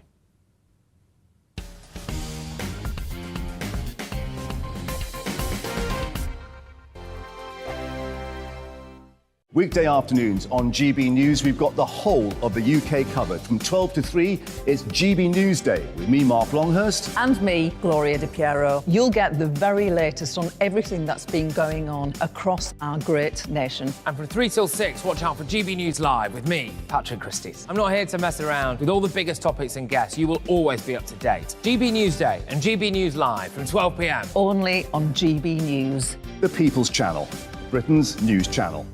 Hello there, it's Eamon Holmes here from Breakfast on GB News. We're not just on your television and your screens, you know. We're on DAB plus digital radio, so you can listen to your favourite shows on the move. If you've not yet listened to GB News Radio, it's very simple. We're on your radio player and tune-in apps, on your smart speaker, phone or tablet, or online at gbnews.uk. Take us with you wherever you go. GB News Radio. You never have to miss a moment of the People's Channel. Join my show Farage, 7 p.m. till 8 p.m. Monday through Thursday, and there you will get opinion, analysis, debate, and I'll cover stories that nobody else dares to touch. You've been cancelled. Join the club. Oh my goodness me. And then for the last 15 minutes, talking pints. We're over a drink. We have a civilised conversation with someone. We very often disagree, but we do it in a grown-up way. Come and join me on Farage. Hello, I'm Simon Evans. Join me on GB News for Headliners at 11 p.m, where I'll be joined by two of the country's top comedians as we take a look at tomorrow's newspapers tonight. If it's a big story, we'll be covering it, I guarantee, but we'll also have some fun along the way. That's GB News Headliners at 11 p.m. We won't put you to sleep, unlike some of the other paper review shows out there. So join us, 11 p.m, 7 nights a week.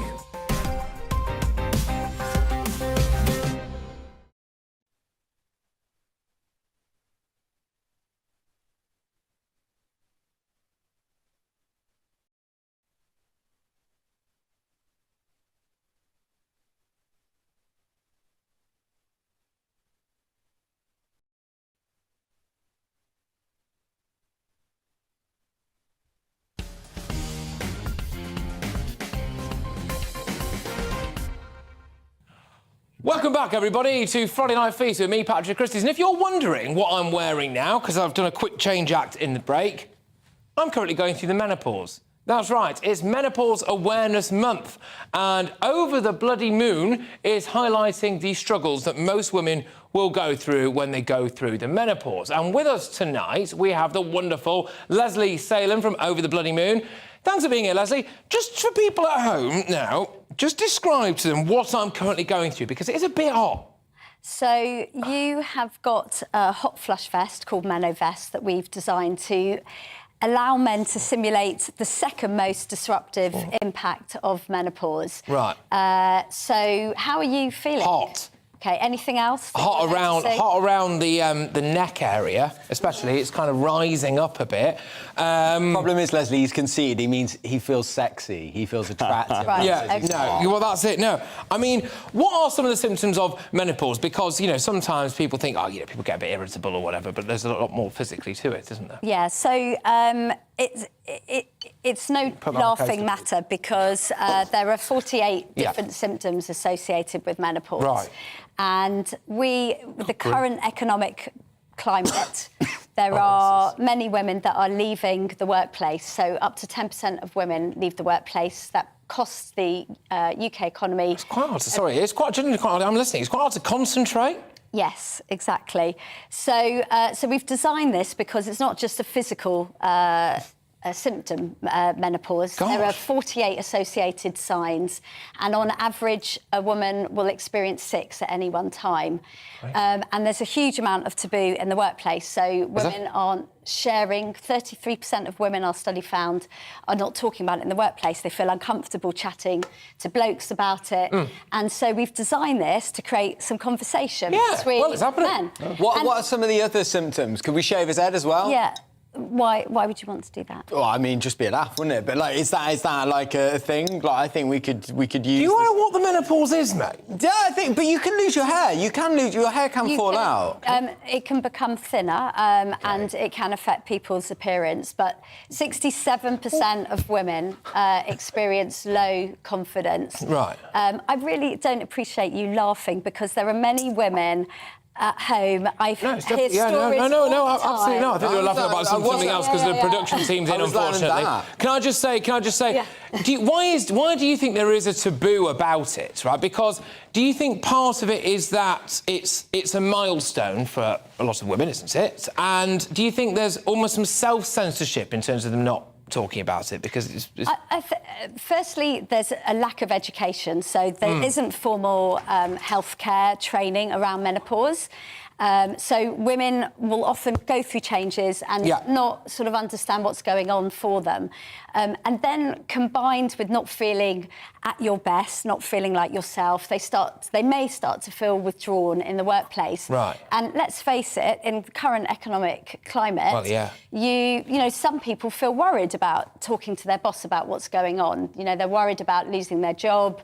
So, so there's a lot of masking that I must say, so I'm wearing this vest now, the Meno vest, and basically it's a weird thing because I'm kind of going quite hard. I feel a bit shaky. Is that a thing, or am I having some kind of medical episode? Yeah, no. So what you're experiencing is something physical, but you are having sort of it's affecting you cognitively and also emotionally. And so the shakiness, nausea, dizziness, all of these. It is. I'm genuinely. It feels like I'm shaking more than I actually am. But What I'd like to say as well is that menopause isn't so awful. Like we hear a lot of stories, and it's really important. Like with this Meno vest, we want to get that conversation going and help people that are currently sort of suffering in silence. But then at the same time, you know, we also want to show that it can be positive. So with talking about it, we know that that has a massive impact in terms of helping people's symptoms and early intervention as well. So making sure that they get access. It can happen, Leslie, at a really young age to some women as well, It can happen after anyone's first period. So the youngest person in the UK is 14. Guess how many people out of 100 have menopause under the age of 40? Out of 100? I don't even know. It's how many? Out of 100. Out of 100. 24. So 16. So it's 1 in 100. It's 1% are under the age of 40. Wow. But what's also happening is, like, stress can be a big trigger. So in the pandemic, we found that was also lowering the age. And from mid-30s, the majority of people will start to get changes with hormones. Goodness me. OK, all right. And now I see you've got a few little cards here. To, so there we go. yeah. Right. So yes. OK. Fantastic. Well, so if people want to, I don't know. I mean, how can people can get in touch with you? Presumably over the bloody moon. So we go into organisations and we help provide education workshops and training for line managers and HR, and we also use that to fund all of the free resources that we have on the website. Okay.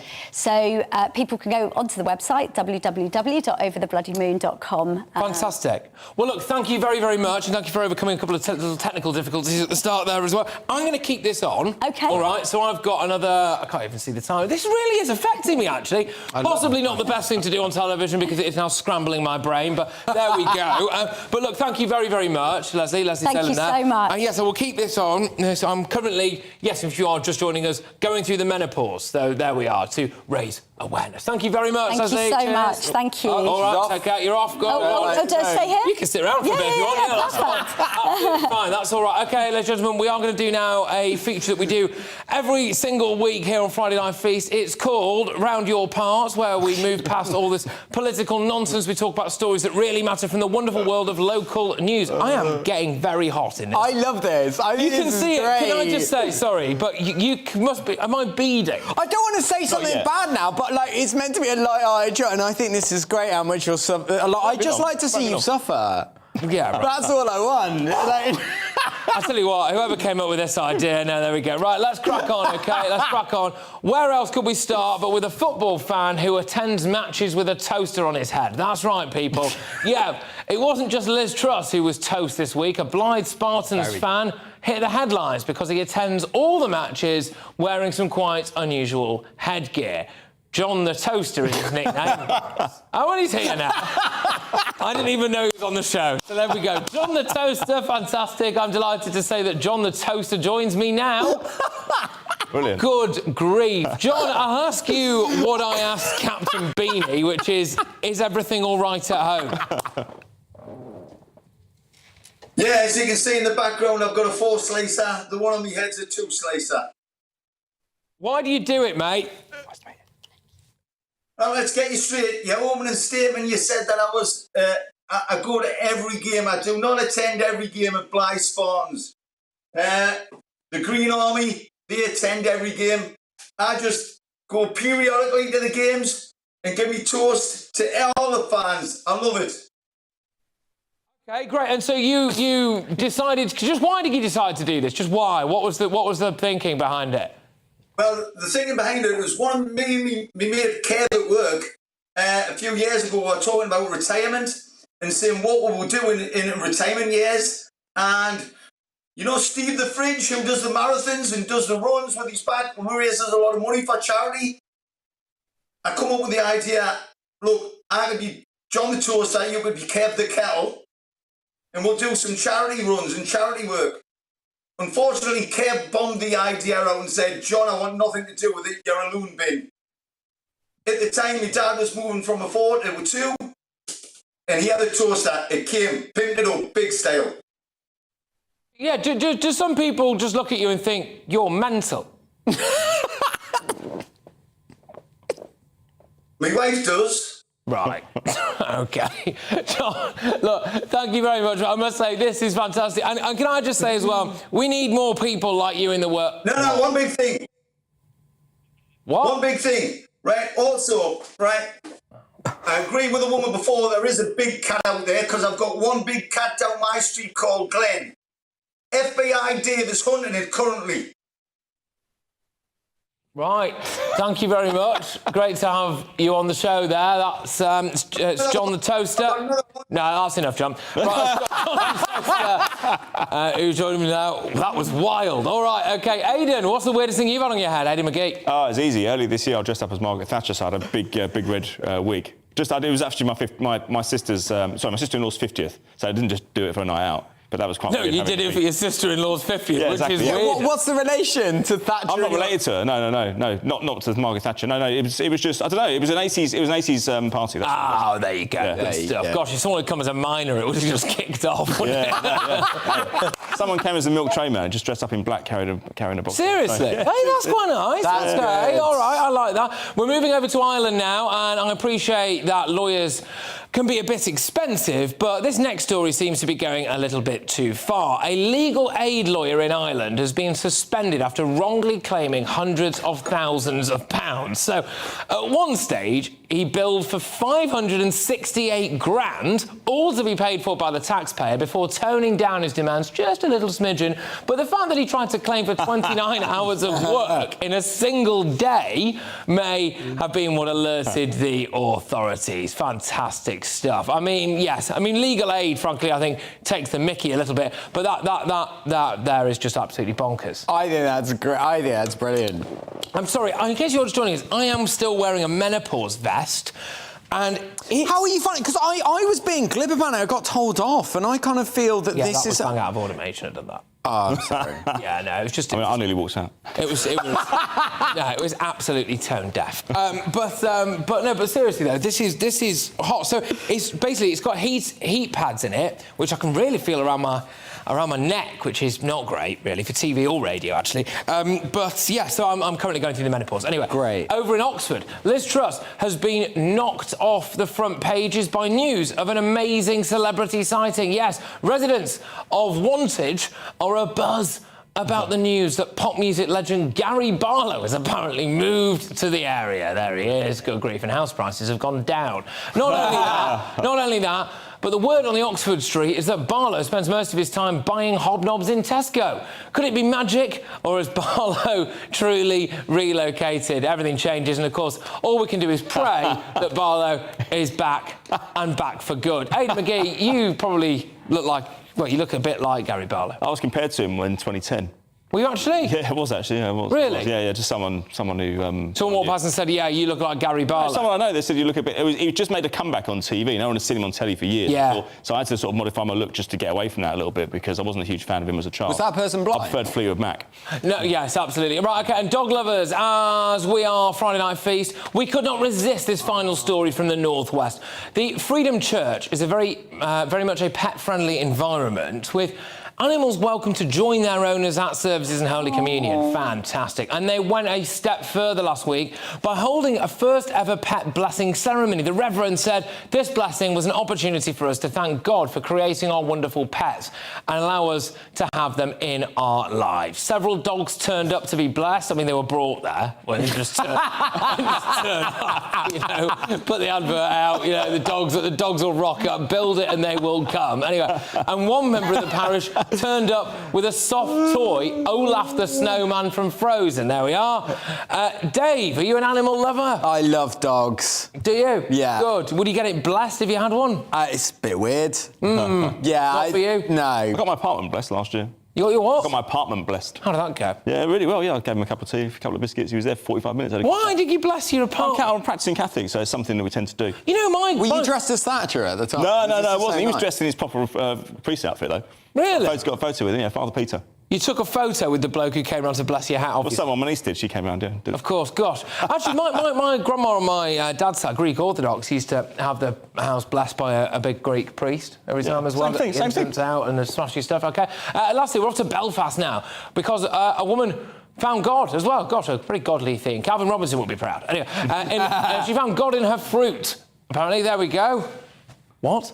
What's that? Yeah, I can see it. Where's God in that fruit? If you're listening to us on radio... Yeah, I can see. It's an, it's an orange, and I think it's supposed to be Jesus Christ in the middle there on the cross. Is that right? Yeah. That's tenuous. That's tenuous. Dave, do you think this definitively proves the existence of God? No more than buying a pack of jelly babies. No. No. OK, fair enough. Right, now, ladies and gentlemen, it's time for this.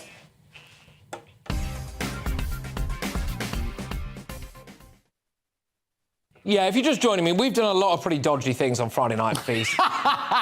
Deciding to make me wear a menopause vest is probably, I think, one of the worst things, just because it does highlight, whilst it highlights a very, very important cause, yes, over the bloody moon, because it's Menopause Awareness Month, yeah, absolutely. Good grief, it's uncomfortable. It's basically got heated pads in it, and yeah, there we go. Anyway, right, you at home have sent in some questions for me. This can only end well. Let's start with Jen. Jen says, does Patrick have a dog? I'm sick of politics. No, Jen, but... More like that, please. But Jen, I have a hamster now. I have a hamster called Sheila, who is probably about 12 weeks old. She's getting bigger. She's not tame, really, but she goes in a little ball. Maybe I'll try and get Sheila on the show next week. Oh, yes. Don asks, when is Patrick doing the cinnamon challenge? Never, Don. I never said I was going to do the cinnamon challenge. Mike Parry did it a few years ago, didn't he? Yeah. I did the cinnamon challenge on this show. Why? Leo was presenting. We don't talk about that. OK, all right, fair enough. Is that another challenge that you won't be taking part in, Aidan? No, possibly. I mean, I did the hot chilies a few years ago. Oh. Goodness me, I was in the bathroom for 3/4 of an hour. I couldn't speak. It was horrible. I really would. So, no, I won't be doing it again. No, won't be doing it again. Send me a different challenge. I'll do that. Yeah, I'll give you a different challenge. Right, Sarah wants to know... When will I be running for Parliament? Well, you know, actually, it's funny you should say that because I actually did once desecrate local government by running... You know this thing, don't you? I decided that the Lacey Green North Ward in Wilmslow, where I kind of grew up, near where I grew up, yeah, there was someone who was going to run unopposed to be the local councillor for that. And for some reason, I thought, this can't stand, so I will stand. And it cost the local taxpayer the amount of money it took to get an election. And 2 weeks before the election, which I hadn't campaigned for whatsoever, I got a job out of the area, so I just left. So it was an unopposed election anyway. Just cost the taxpayer a lot of money. Great. There you go. That's me, people. That's me. Right, coming up, we have got some fake news coming your way, and it's what you've been waiting for all evening. Ladies and gentlemen, it's Dog of the Week. Yay! Stay tuned.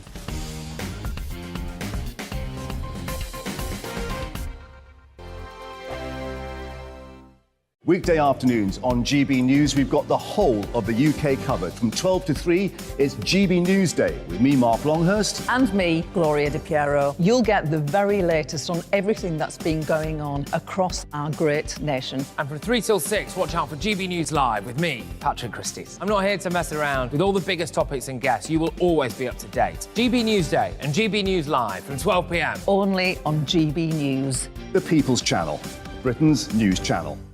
Hello there, it's Eamon Holmes here from Breakfast on GB News. We're not just on your television and your screens, you know. We're on DAB plus digital radio, so you can listen to your favourite shows on the move. If you've not yet listened to GB News Radio, it's very simple. We're on your radio player and TuneIn apps, on your smart speaker, phone or tablet, or online at gbnews.uk. Take us with you wherever you go. GB News Radio. You never have to miss a moment of the People's Channel. Join my show Farage, 7 p.m. till 8 p.m. Monday through Thursday, and there you will get opinion, analysis, debate, and I'll cover stories that nobody else dares to touch. You've been cancelled. Join the club. Oh my goodness me. And then for the last 15 minutes, talking pints. We're over a drink. We have a civilised conversation with someone. We very often disagree, but we do it in a grown-up way. Come and join me on Farage. Hello, I'm Simon Evans. Join me on GB News for Headliners at 11 p.m, where I'll be joined by two of the country's top comedians as we take a look at tomorrow's newspapers tonight. If it's a big story, we'll be covering it, I guarantee, but we'll also have some fun along the way. That's GB News Headliners at 11 p.m. We won't put you to sleep, unlike some of the other paper review shows out there. So join us, 11 p.m, 7 nights a week.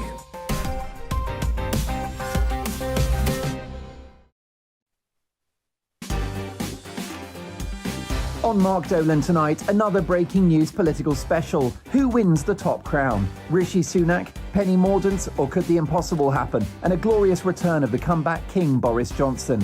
I'll be joined in the studio by former Tory MP Neil Parish, ex-Conservative Minister Edwina and Tory MP Michael Fabricant. And last but not least, the father of the man everyone's talking about, Stanley Johnson. Does he want Boris to run, and can he win? We're live at 9.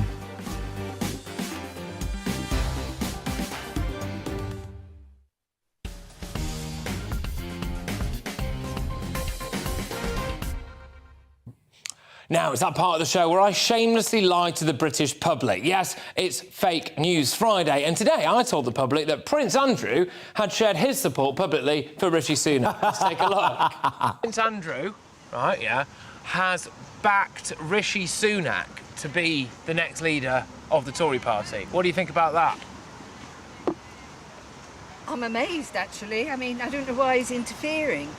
OK, do you think Prince Andrew should stay out of politics? Absolutely, he should stay out, period. Just stay out. Yeah. All right, thank you very much. He should stay hidden. Say that again? Hidden. Hidden? Preferably. Hidden. OK, wow. Yes. All right, thank you very much. News has just dropped, which is that Prince Andrew has backed Rishi Sunak to be the leader of this country. What do you think?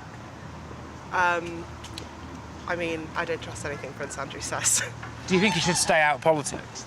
Yeah. Do you think is it damaging for Rishi? I mean, would you want to be associated with Prince Andrew? No. Why not? Because he's Believe it or not, Prince Andrew has just come out and said that he backs Rishi Sunak to be the next leader of the country. Thoughts? I'm not sure Prince Andrew's opinion is particularly valid right now. And I'm not sure Rishi Sunak's the right person either to lead the country. So you don't like either of them? Not really, no. Right. For two different reasons? Two very different reasons. Say that again. Prince Andrew has backed Rishi Sunak to be the next leader of the Tory party. I don't take his opinion seriously.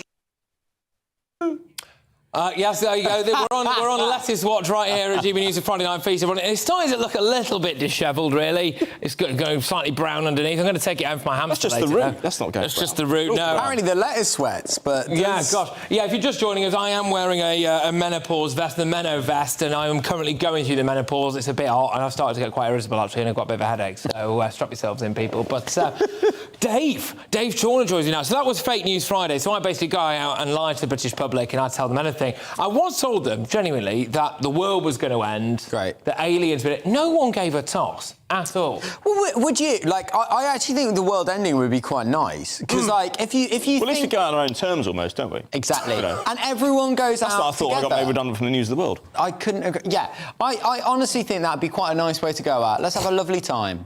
Yeah, fair enough. What do you make of that? I mean, obviously, people were shocked. I probably should have told them that Prince Andrew actually hasn't endorsed Rishi Sunak, but... You need to debrief them afterwards, yeah, that's only fair. Did you not? OK, so now, ladies and gentlemen, it's time for... Dog of the Week! Yes! Where we try and rehome a lovely pooch. This week's dog is Lupin the Lurcher from Teckle's Animal Sanctuaries. There you go, look at it, look at him. Oh, look at him go. OK, as you can see, Lupin is a lovely, energetic, furry ball of fun. Oh. Thank you very much. I believe we now currently have a representative of this particular animal. So thank you very much. OK, tell us a bit about Lupin. Tell us your name as well. Who are you? Going to get the woman behind the dog? Hi, I'm Shelby from Teckle's Animal Sanctuaries in Gloucester. Fantastic. And Lupin looks like a lovely little guy. He is. So he came in at 6 months old. He's probably around 8 months now. And he came in as a stray, but he wasn't collected. So now he's looking for his new forever home. Oh, and what's he like as a bloke? He is lovely. He's so cuddly and he loves to play with toys, and he'll play with you, or he'll just take a toy and he'll go and settle himself. He didn't get too much training as a puppy. I think he missed out on quite a lot of socialisation and quite a lot of basic manners. So we're building on that. But he is slowly making friends at Teckle's. He's being walked with some of the dogs and becoming a bit more sociable. OK, that's fantastic. And I've got to ask you, I ask this every single week, is he good on a walk? Oh. What? Is he good on a walk? Yes, sorry. Oh, gosh. I won't ask what you thought I'd said, actually, now. The look on your face indicated that you thought I said something very, very different to that. Yeah, so he's good on a walk, yes? He is. He absolutely loves going off in, the country. He loves sniffing. The longer the walk, the better. The more he can explore, the better. He's really, really curious, but obviously as a puppy... Yeah, well, bless him. So fantastic. Right, so how can people get in touch with you? How can people get in touch with Teckle's? And if they see Lupin now and they think they are desperate to give him a forever home? So head to our website, tecklesanimalsanctuaries.co.uk, or social media, Teckle's Animal Sanctuaries, and send a message and basically have a look, read about him, send an email, send a message, and we will work with you and hopefully get him settled somewhere. Thank you very much. Well, look, lovely stuff. And again, as I always say as well, you're giving up your Friday evening or a chunk of your Friday evening, desperately trying to get a rescue dog rehomed. It is really, really honourable stuff. So thank you very much. And good luck. Let us know, OK, if Lupin manages to find his forever home. How could you not love that dog, people? Oh. You've got the thing there on your screen. I'm having a look at it now. Teckle's Animal Sanctuaries.co.uk if you want to give Lupin the Lurcher a forever home. Good dog, Agent. Yeah, I just don't know that much about dogs. I know about interior design and model making. I just don't know that much about dogs. I was with someone the other day and I said, what make is your dog? And, of course, you meant to say breed, don't you? Yeah, I sound like a right idiot. Yeah, so you do know a thing or two about models? Model making. Oh, right, OK, fine, yeah. OK, Dave, you know nothing about models. No. What do you make of Lupin the Lurcher? I think he's lovely. I think dogs are better than humans. I would home that dog. You would rehome that dog, yes. I just like dogs. I quite like dogs. I just I don't know much about them, that's all. Fair enough. All right, OK, everyone. Well, look, I think it's... What time are we on now? Yes, has anyone got a taxi for Christie's? Taxi for Christie's.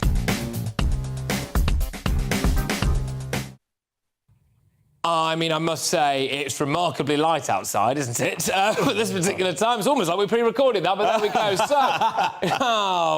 So, Jonathan was making a ready meal for his client when his korma turned out to be a bit more like Boris. There we go.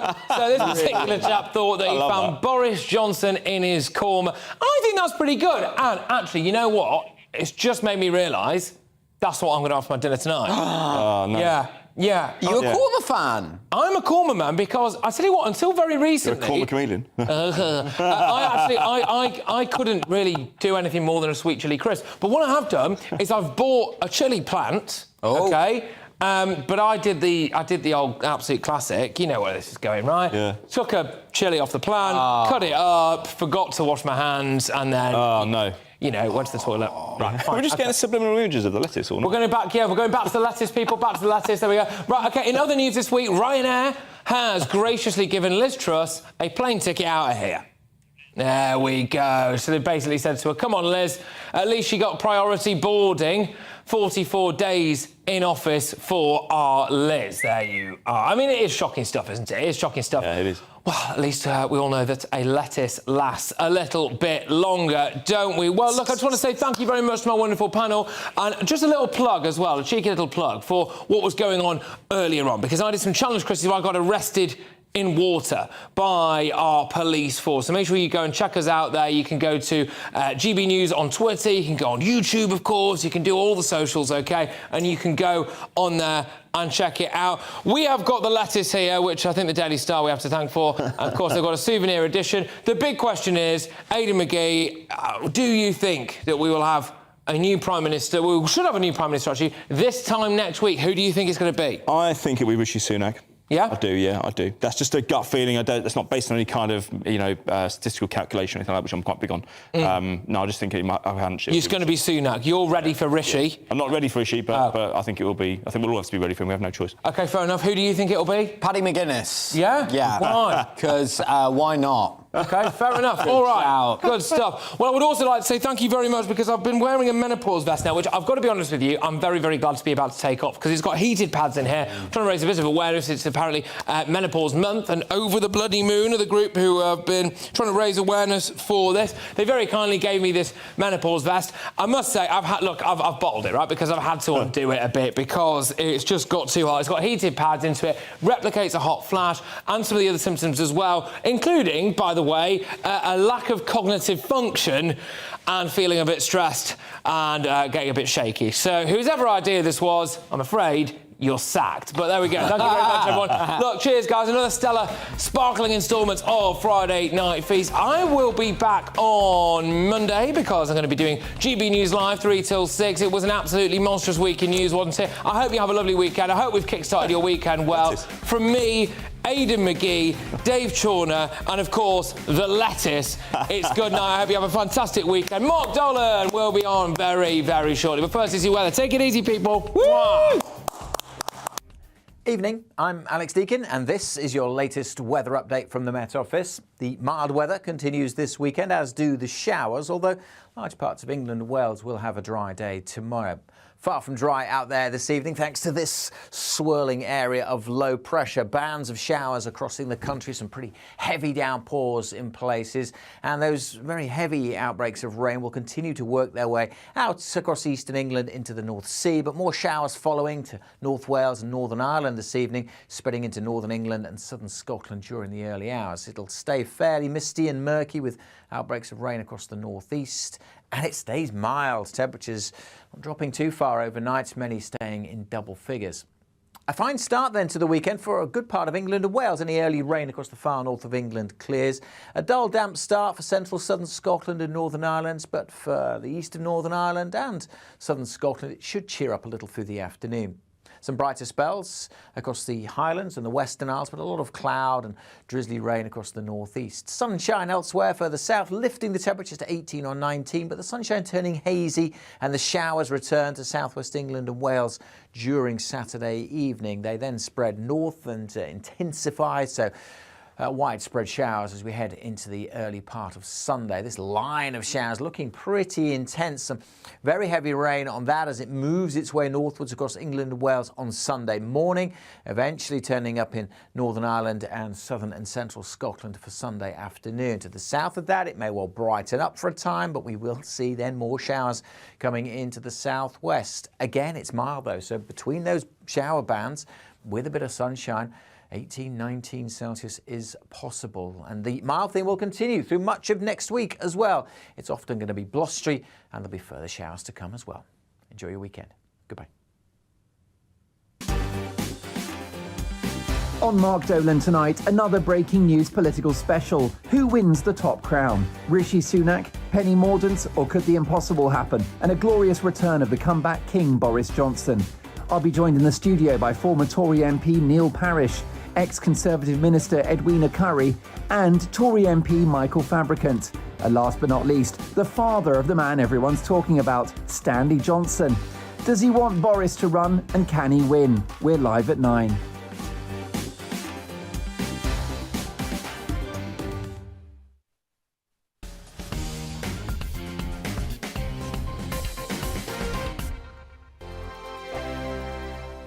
Weekday afternoons on GB News, we've got the whole of the UK covered. From 12 to 3, it's GB News Day with me, Mark Longhurst. And me, Gloria Di Piero. You'll get the very latest on everything that's been going on across our great nation. And from 3 till 6, watch out for GB News Live with me, Patrick Christys. I'm not here to mess around. With all the biggest topics and guests, you will always be up to date. GB News Day and GB News Live from 12 p.m. Only on GB News. The People's Channel, Britain's news channel.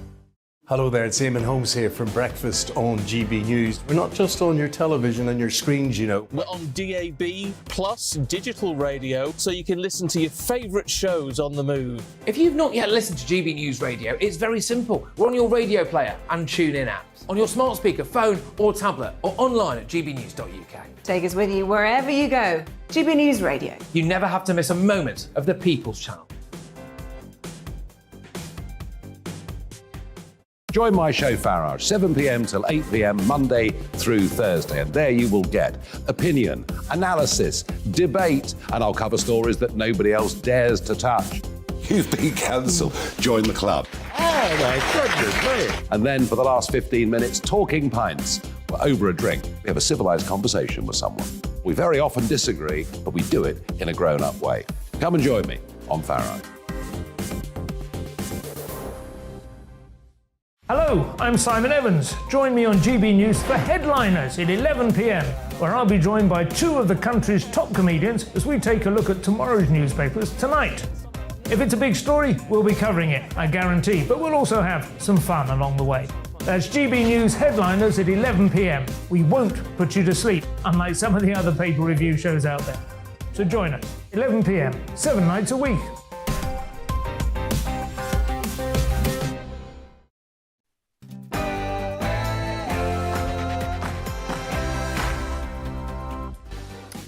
We thought she was a little gem, even though she voted Remain.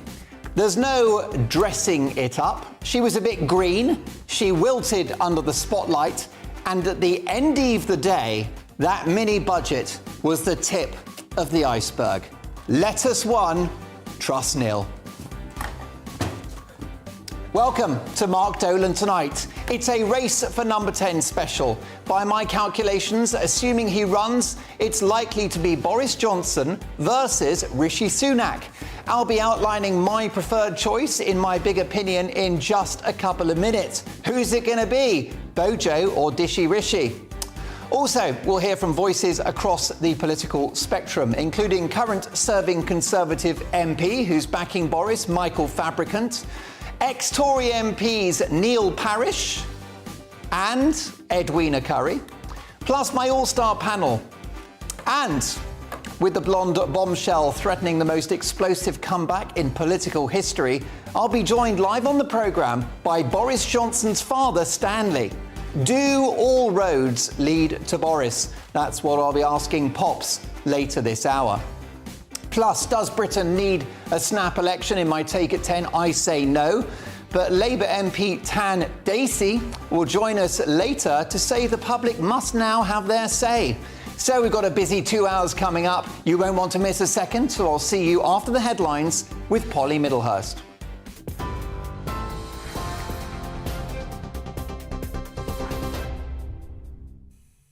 Mark, thank you, and good evening to you. Well, our top story tonight is that the Trade Minister, Sir James Duddridge, says Boris Johnson has personally told him he's up for it. That is, running for the Tory leadership, and he's going to fly back from the Caribbean tomorrow. Mr Johnson already has the support of the Business Secretary Jacob Rees-Mogg, Levelling Up Secretary Simon Clarke and the Defence Minister Ben Wallace. Those vying for the Tory party leadership place will have to secure 100 nominations from the party's 357 MPs by Monday. Well, Penny Mordaunt is the first to declare she's actually going to run to replace Liz Truss. The Commons leader made the announcement earlier on today on Twitter, saying she will unite the country, deliver on her party's pledges and win the next general election. Rishi Sunak has yet to formally launch his bid for number 10. The former Chancellor, Sajid Javid, has thrown his weight behind Sunak on Twitter. Meanwhile, the Labour leader, Sir Keir Starmer, is warning against a revolving door of chaos under a Conservative government. The risk is not a general election. The risk is continuing with this chaos. What you've seen in the last few weeks is real damage to our economy, real damage to our reputation as a country, and people are paying the price for that, whether it's in mortgages or other things. So the risk is not changing, and there's an alternative. You can either have more of this chaos under the Conservatives or stability under a Labour government. Meanwhile, the Labour MP Christian Matheson has had to resign from the party following allegations of serious sexual misconduct. It's after the Labour Party suspended his whip and asked him to stand down. An independent parliamentary panel had recommended he be suspended from the Commons after the Commissioner for Standards upheld 2 allegations against him by a former member of staff. Now, news away from politics today. Human remains found in a loft at a property in Milton Keynes have now been confirmed as those of Leah Croucher. The 19-year-old disappeared while walking to work in February 2019. Police started searching a house after a tip-off from a member of the public last Monday.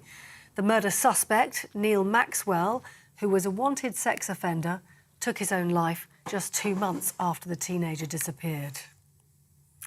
Now, in the United States, the January the 6th committee is demanding Donald Trump respond to a court subpoena to provide documents and testimony under oath. Lawmakers are investigating the riots at the US Capitol building by a pro-Trump mob last year. The former president needs to appear for his statement in mid-November. He could face criminal charges if he doesn't comply. And meanwhile, Donald Trump's former advisor, Steve Bannon, was earlier today sentenced to 4 months in prison and fined more than £5,800 for contempt of Congress. The right-wing strategist is refusing to cooperate with the investigation into the riots. Those are your latest news headlines here up to date on TV, online and on DAB+ radio. You're with GB News, the People's Channel, where now it's time for Mark Dolan Tonight.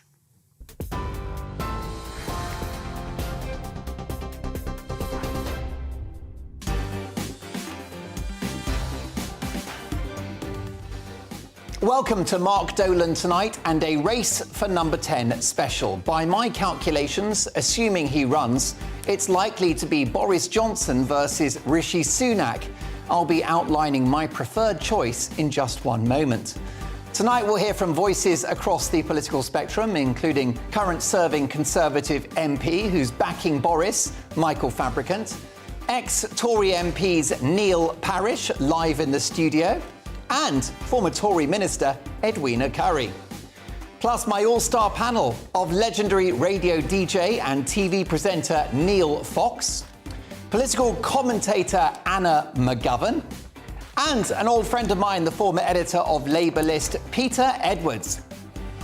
Now, they'll be reacting to tomorrow's papers, and with the blonde bombshell threatening the most explosive comeback in political history, I'll be joined live on the programme by Boris Johnson's father, Stanley. Do all roads lead to Boris? We'll ask Stanley later this hour. You won't want to miss it. In my take at 10, Britain needs an early general election like a hole in the head. One man that disagrees is Labour MP Tan Dacey, and he believes an election is essential as soon as possible, and he joins me in the next hour. My Mark Meets guest is one of the best-known entrepreneurs in the country. What a character and what a story. Pimlico Plumbers founder Charlie Mullins. Business, like politics, is all about great leadership. So who does he think should be at the helm in number 10? I want to hear from you throughout the show. Mark at gbnews.uk. And this show has a golden rule. We don't do boring. Not on my watch. I just won't have it. So, for the next 2 hours, big debates, big guests, and always big opinions. Let's start with this one.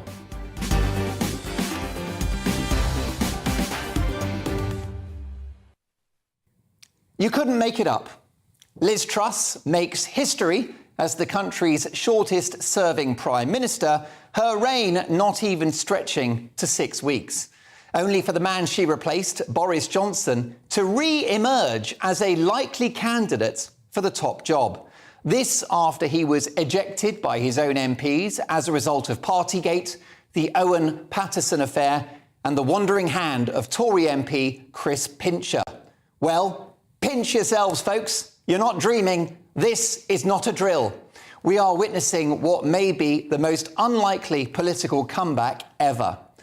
If Boris Johnson, fresh from tanning himself in the Caribbean and topping up his bank account with lucrative speeches, can win the support of 100 MPs, it's my prediction Tory members will face a choice of Sunak versus Bojo, with the blonde bombshell a shoo-in for number 10. If he goes back to Downing Street, at least he knows his way around. And hopefully Liz Truss has left that expensive wallpaper up, although the cleaners may have to wash the blood off the walls first. Whatever way you look at it, I believe it's a good news story for the Conservatives after one of the worst chapters in their history. Why? Well, because they've swiftly seen the back of Liz Truss, whose economic policies were right to go for growth and to make Britain a global hub for investment. But the execution and communication around that mini-budget was catastrophically bad. Tory MPs, not for the first time, have cut their losses, cut away the deadwood and cut and run. They have eliminated the weakest link. Liz Truss's tenure was so short, her blink and you'll miss it stint in power will not register in the minds of voters in the months ahead. It's all about who they get to replace her. And I think it's a win-win. Rishi Sunak, the most polished candidate, with a great knowledge of the economy and the workings of the Treasury. A coherent thinker, an organised, teetotal workaholic who knows exactly what international financiers need to hear in order to restore Britain's economic reputation.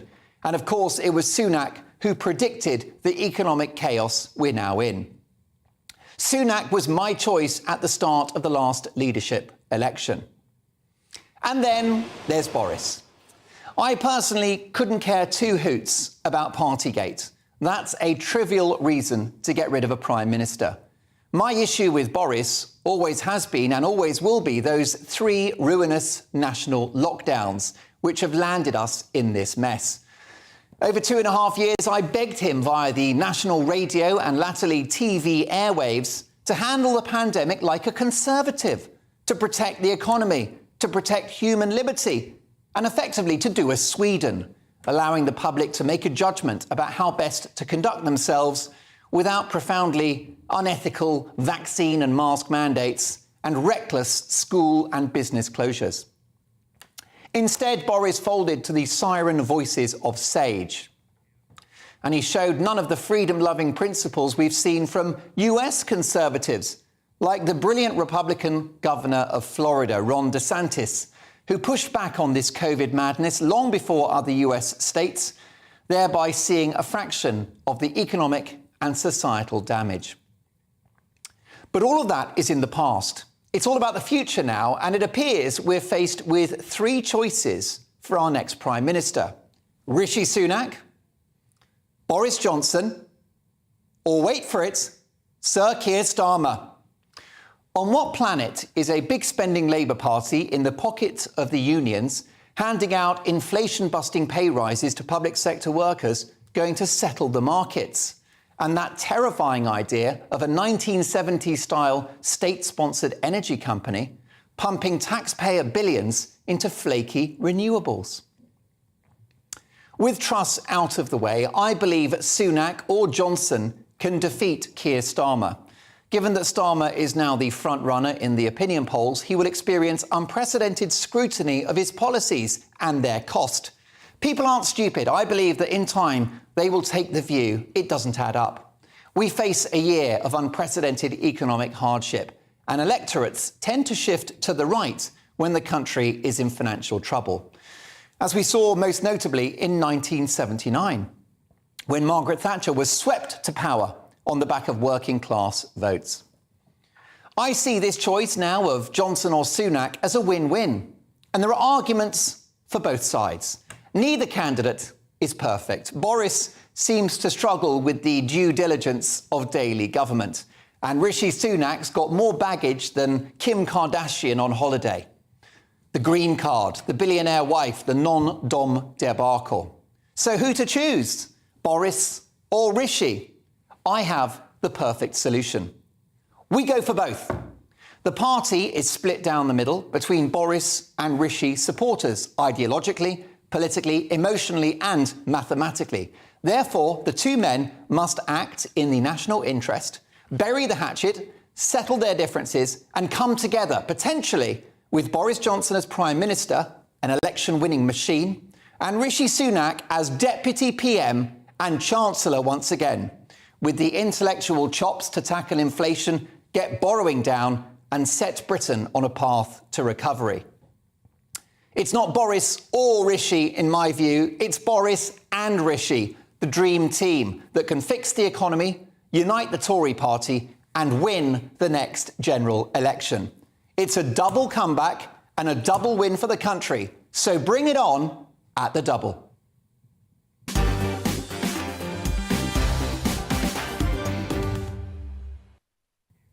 What's your view? Do you agree? Do you disagree? Mark at gbnews.uk. You know the best bit of my show is when you get in touch. I'll get to your emails shortly. But with me live in the studio for the bulk of the programme is former Tory MP Neil Parish, who joins me now. Hi, Neil. Hello, Mark. Great to see you. You popped over from the West Country into a political storm. Yes. And, well, Boris has momentum, doesn't he? He does. What he's got to do, of course, is get to the 100 MPs. Without that, he can't get there. But you see, if he gets onto the ballot paper and goes to the membership, I agree with you, the membership will vote for him. If the MPs decide they don't want Boris, they'll probably try and have a coronation of Rishi Sunak. Now, your point is a good one, bring the two of them together, whether they can bury those hatchets. But you see, it is in the national interest to actually pull this country around, because unless the Conservative Party actually is a party that's got of sound money, we are finished. Because don't forget, that's the problem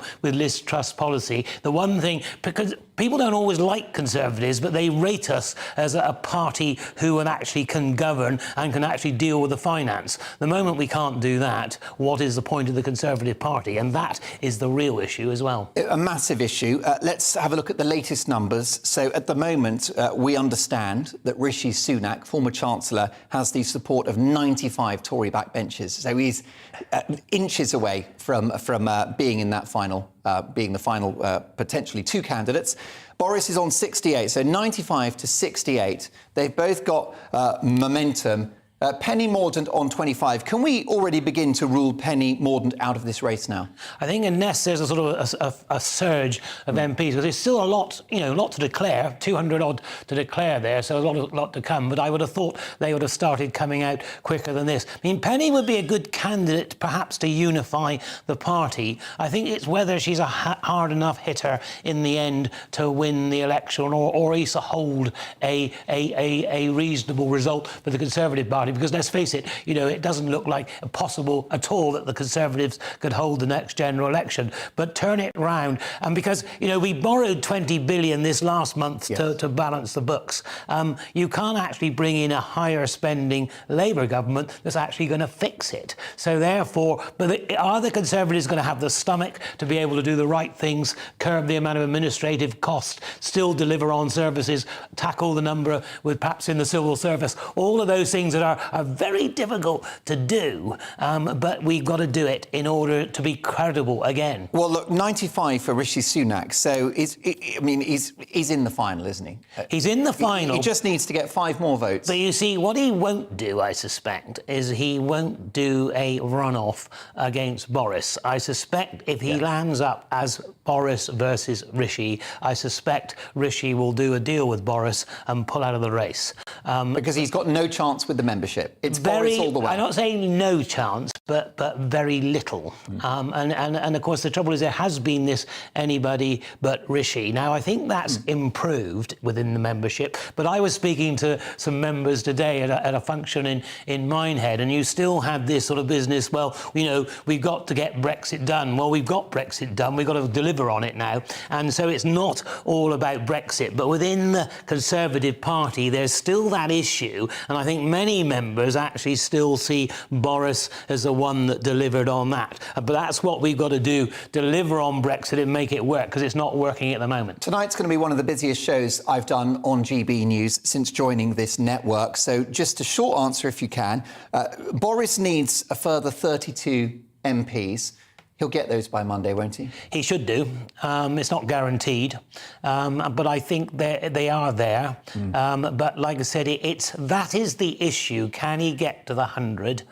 Because if he can't, of course, then he's not in the race. Later in the programme, I will be asking Neil Parish whether Boris Johnson would be willing to accept Rishi Sunak in his government. And would Rishi Sunak partner up with Bojo one more time? I believe, according to the views in my Big Opinion monologue, that that's exactly what the two men must do. But let's get the view of my brilliant panel tonight. Legendary radio and TV presenter Neil Fox, political commentator Anna McGovern, great to see you again, Anna, and the former editor of Labour List, broadcaster and writer Peter Edwards. Peter, let me start with you. This would be a dream team, wouldn't it? You've got the economic competence of Rishi Sunak and the election-winning talent of Boris Johnson. No, and I don't want to seem like a miserable old kind of grad grind on a Friday night. But I've sorted it all out, Peter. But these were the two people... I'm a problem solver. These were the two people who, along with Theresa May's government, sowed the seeds of the cost of living crisis, all enduring now. Doing the lockdowns that Keir Starmer begged for, Peter. Cost of living crisis, I think, is a decade in the making. You know, why are we, and this is maybe for another night, but why are we relying on energy from abroad? And until fairly recently, we were buying energy from Russia. There's a green eco policies championed by Labour because we didn't frack. Well, fracking hell, I don't think that's the answer. Let's go back to Rishi and Boris. So I think one thing I might take issue with is I can't see Rishi dropping out. I'd imagine, you know, we're all in the predictions business. I'd imagine by the end of the weekend, Rishi Sunak is going to have well over 100 MPs. It looks like Boris will get over the 100 milestone. Don't rule out Penny Mordaunt yet, by the way. But I can't see Rishi Sunak pulling out in favour of the former boss against whom he resigned in protest. So I think Rishi, as you said, is a certainty to be on the electronic ballot paper if it does come down to a member vote. Boris, I'm still not sure if he'll be a certainty. It has come, it's been often said this week, it's come too soon for Boris, hasn't it? I think Boris would have preferred a year out of the limelight, catch a breather, let absence grow, let the heart grow fonder. That's not quite happened. So he's clearly put a lot of feelers out. Penny's declared already. Rishi Sunak will obviously declare over the weekend.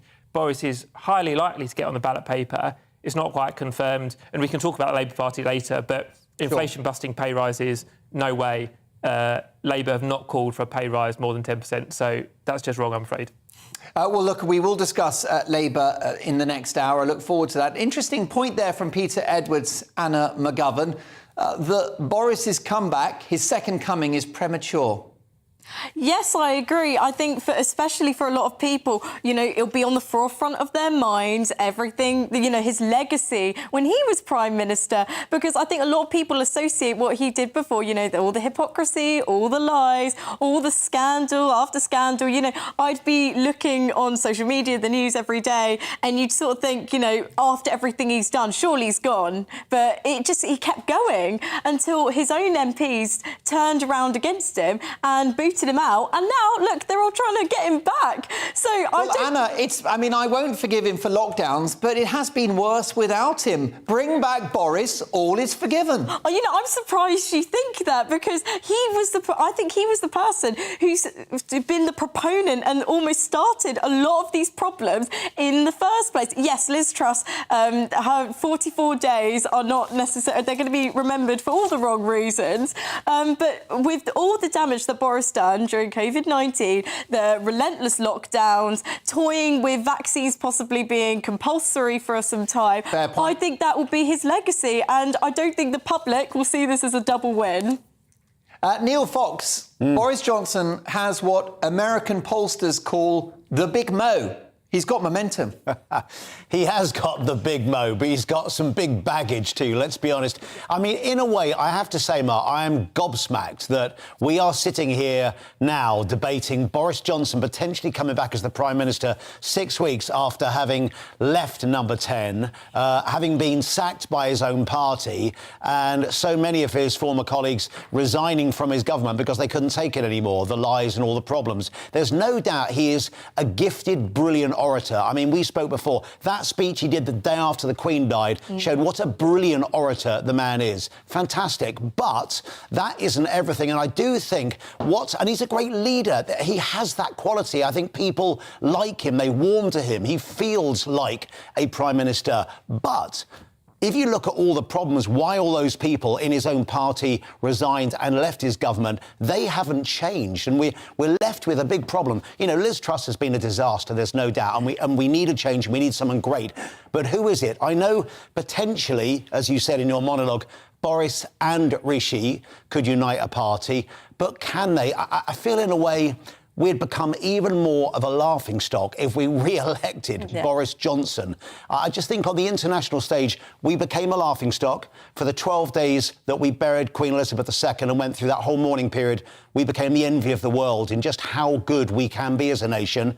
That ended, we've gone back to farce again. And I think we're in the most ridiculous situation now, debating this. But I agree, if Boris runs, and he hasn't confirmed, but he is flying back, so it looks pretty darn likely. If he does run, there's a really good chance he could be the Prime Minister in a week's time. I'm sorry, how nuts is that? Yes, indeed. It could even be Monday if a deal is done between Rishi Sunak and Boris Johnson. I'm considering accepting, even welcoming a Boris Johnson premiership. But my red line, my deal breaker is that it's got to be a partnership with Rishi Sunak under the watchful economic eye of the ex-Chancellor. So there you go. What do you think? The dream ticket. Johnson and Sunak, bury the hatchet, unite the party, fix the economy and win the next election. Well, that's the topic of our big question next with Edwina Curry and Michael Fabricant MP. Can the Tories bounce back? Can they win the next general election? And in the news agenda before 10 with Stanley Johnson, Boris's dad, do all roads lead to Boris? And my Mark Meets guest is one of the best known entrepreneurs in the country, Pimlico Plumbers founder Charlie Mullins. Business, like politics, is all about great leadership. So who does he think should be in charge at number 10? So don't forget, just a few minutes from now, Stanley Johnson live on the programme. See you in 2.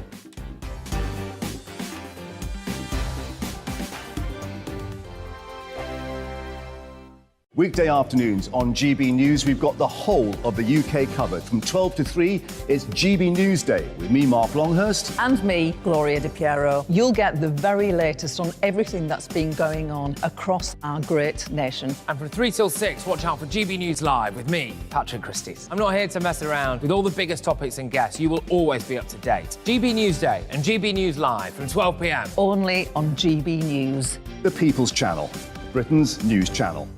Hello there, it's Eamon Holmes here from Breakfast on GB News. We're not just on your television and your screens, you know. We're on DAB plus digital radio, so you can listen to your favourite shows on the move. If you've not yet listened to GB News Radio, it's very simple. We're on your radio player and TuneIn apps, on your smart speaker, phone or tablet, or online at gbnews.uk. Take us with you wherever you go. GB News Radio. You never have to miss a moment of the People's Channel. Join my show Farage, 7 p.m. till 8 p.m. Monday through Thursday. And there you will get opinion, analysis, debate, and I'll cover stories that nobody else dares to touch. You've been cancelled. Join the club. Oh, my goodness me. And then for the last 15 minutes, talking pints. We're over a drink. We have a civilised conversation with someone. We very often disagree, but we do it in a grown-up way. Come and join me on Farage. Hello, I'm Simon Evans. Join me on GB News for Headliners at 11 p.m, where I'll be joined by two of the country's top comedians as we take a look at tomorrow's newspapers tonight. If it's a big story, we'll be covering it, I guarantee, but we'll also have some fun along the way. That's GB News Headliners at 11 p.m. We won't put you to sleep, unlike some of the other paper review shows out there. So join us, 11 p.m, 7 nights a week.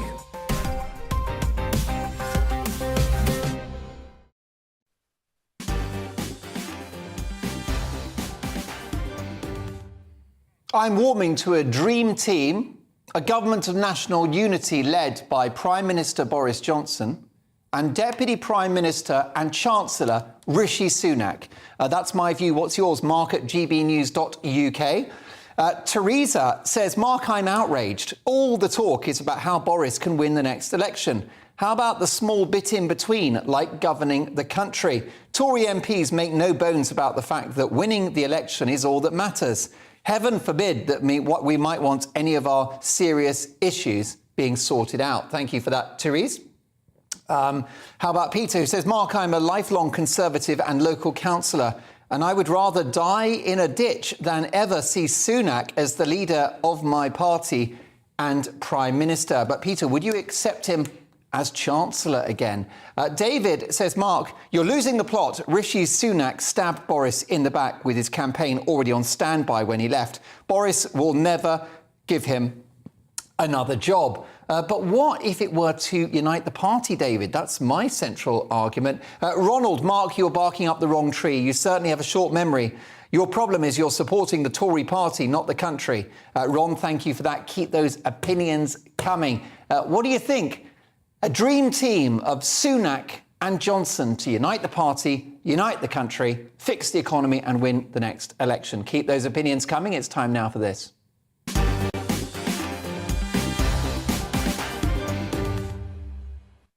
It's time now for the big question, in which we tackle a major news story of the day. And tonight, with frontrunners Rishi Sunak and Boris Johnson seeking the support of Conservative MPs, is it still possible, as suggested this week by The Telegraph's Fraser Nelson, that the Tories' electoral fate is not quite sealed? Fraser Nelson writes, whether it's bring back Boris or ready for Rishi, the Tories might just survive. If they get it right this time, he goes on, then it's possible just to see a Tory route to recovery. So that's tonight's big question. Against the odds, can the Tories recover and win the next election? To discuss this, I'm delighted to welcome Conservative MP for Lichfield, Michael Fabricant, who's been kind enough to join us even though he's losing his voice, and former Conservative Minister and best-selling author and broadcaster Edwina Curry. Well, look, you're the man with skin in the game, Michael Fabricant. Can the Tories win the next election? Well, oh my God, I really am going to be croaking tonight. I'm a hero doing this thing, you know. I was at GB News a little bit earlier on. I've got a feeling you'll all be hoarse by tomorrow. But anyway, to answer your question, the answer is yes, we can. It's a long shot, but we can if we have the right people. And the reason I say that is because every single bit of survey work, qualitative survey work, polling that's been done about Keir Starmer, I'm not doing well this evening, am I? About Keir Starmer, says that people find him boring, dull, they don't know what he stands for, they don't believe him. So, you know, we need a good leader. But it's not, as one of your people said, a good leader to win the election. It's a good leader to do the things that are important for this country and the people of this country, not only in the next 2 years, but the 4 or 5 years that follow. Boy, my voice is dreadful. Well, listen, you're making plenty of sense, though, Michael, and we'll keep this short so you can get back to that hot toddy. And we are very grateful that you've given us your time, and you probably need a hot water bottle. But I would say that the prospect of Boris Johnson here, but it doesn't seem to be working. Oh no, the drugs don't work. Michael, you're backing Boris Johnson. Is it a near certainty that he'll run now? I think so. If you look at the work that's been done by Guido Fawkes, who's been keeping a a running total. He says that he's got 68 people who've declared for him, but I know there are many, many others who are not publicly declaring. I think an important thing to remember is that only the proposer and the seconder will be published by the Conservative Party. So although I'm on the list, because I've willingly put my name on the list, there are many others who for various reasons don't want to be listed, yet will be in confidence telling the 1922 that they're backing. And in fact, Tim Montgomery, who advises GB News and was the founder of Conservative Home, his judgment was they could get up to 140. We'll see. Indeed. And it looks likely to be Sunak versus Johnson in the last two. And I just heard earlier from Neil Parish, your former colleague in the House of Commons, who suggested that Sunak may not run against Boris Johnson if it is just the two of them against the membership. So Boris Johnson could be Prime Minister by Monday afternoon. I think that it's highly unlikely that Sunak won't run. But Rishi does know he's not popular with the membership because they think, rightly or wrongly, that he knifed Boris in the back. Now, whether that's true or not, I don't know, but that certainly is the perception. No, I think in any event, there should be a choice. I don't like it, when just the MPs make that decision. There are 200,000 or so party members, and they should have a voice too. Can we rule out Penny Mordaunt at this stage, Michael? I don't think you can rule out anybody. And, although Boris, I must ask Edwina, by the way, she's got a cure for this hoarse voice. Edwina looks like the sort of lady who knows how to deal with this quickly. Edwina might magic. Yeah, Edwina might put something on your chest. Michael, before I get to Mrs. Curry, in terms of Boris, then, I mean, 68 Tory MPs at the moment supporting him. Have you spoken to Boris Johnson? Now, that would be telling. Boris at the moment is in the air, I think, and he's flying back. But I don't think we can automatically assume that he is going to stand. And in fact, on GB News, I looked straight to camera this morning and begged him that he should stand because I had heard that he was watching GB News in an exotic location in the Caribbean, as you can do, via GB News YouTube Live. And I hope that he will stand, but he will make a decision on that tomorrow. And you asked, before I started going on about my throat again, Penny Mordaunt. Well, Penny Mordaunt, I suppose it depends whether Boris's people, I mean, I think a lot of supporters of Boris, including, the MPs, also take the view that they don't want Rishi because of what happened before. Maybe they would go to Penny Mordaunt. I don't know. But look, we will find out by lunchtime or tomorrow evening whether Boris is declaring or not. I hope he does. I think he gets the big calls right. I think he's going to be good for the country. And think of all the things that we did do. Not only Brexit, not only getting the first vaccine program and helping Ukraine, but people always forget. I had this with a BBC reporter earlier today when she was interviewing me. And she said, Brexit is a bit of a failure, because a lot of these people, they just can't believe that the whole debate is over. And I was pointing out to her that everyone said we wouldn't have a free trade deal with the European Union, that it would be impossible unless we accepted European Union laws, because it had never been done before. And you know what? We did it. So the point is, Boris does get things done. So I really do hope that he will stand. Well, we may be witnessing more political history tomorrow. And if Boris Johnson does declare, then that will dominate tomorrow night's conversation on Mark Dolan tonight. Delighted to welcome a legendary figure from the world of broadcasting and politics, Edwina Curry. Edwina, if, as Fraser Nelson in The Telegraph has written this week, if the Tories choose the right person, can they bounce back and win the next general election? Oh, yes, I'm quite sure that that in principle is correct. My commiserations to Michael. There is only one recipe, Michael, that will cure your sore throat, and that's to stop talking. Wishful thinking, Edwina. So, Edwina, let's hear what you think. Right. But what we have to do is have both a credible government, and it's not just a leader, it has to be the government. That was one of the problems, I think, that Liz Truss faced, that she threw out of government virtually everybody else except her small little coterie, who turned out to be, you know, a bunch of schoolboy and schoolgirl debaters and not actually in touch with the real world. The whole thing became a complete farce. So we want good government with strong teamwork, a sense of cabinet responsibility. And that includes actually discussing things properly in cabinet so that the decision about what happens in health or what happens with Ukraine and the Treasury, it all kind of fits together in some kind of grown-up way. If we can do that, get the country back on track after the miserable few months that we've had, try and make sure that we've mitigated as far as possible the cost of living crisis, that we are still proceeding in Ukraine, where it does seem to be going rather well, and that we're ready with a bit of resilience for whatever future crisis might happen, then I think we've got every chance of winning the next election. But it will not be easy, Mark, because the last one, we had two very big things working in our favour. One, Michael has already alluded to, and that was Brexit, because the Labour Party had made it quite clear they wanted to row back on Brexit and have us back with the European Union. But the other, of course, was the sheer electoral gift of Jeremy Corbyn.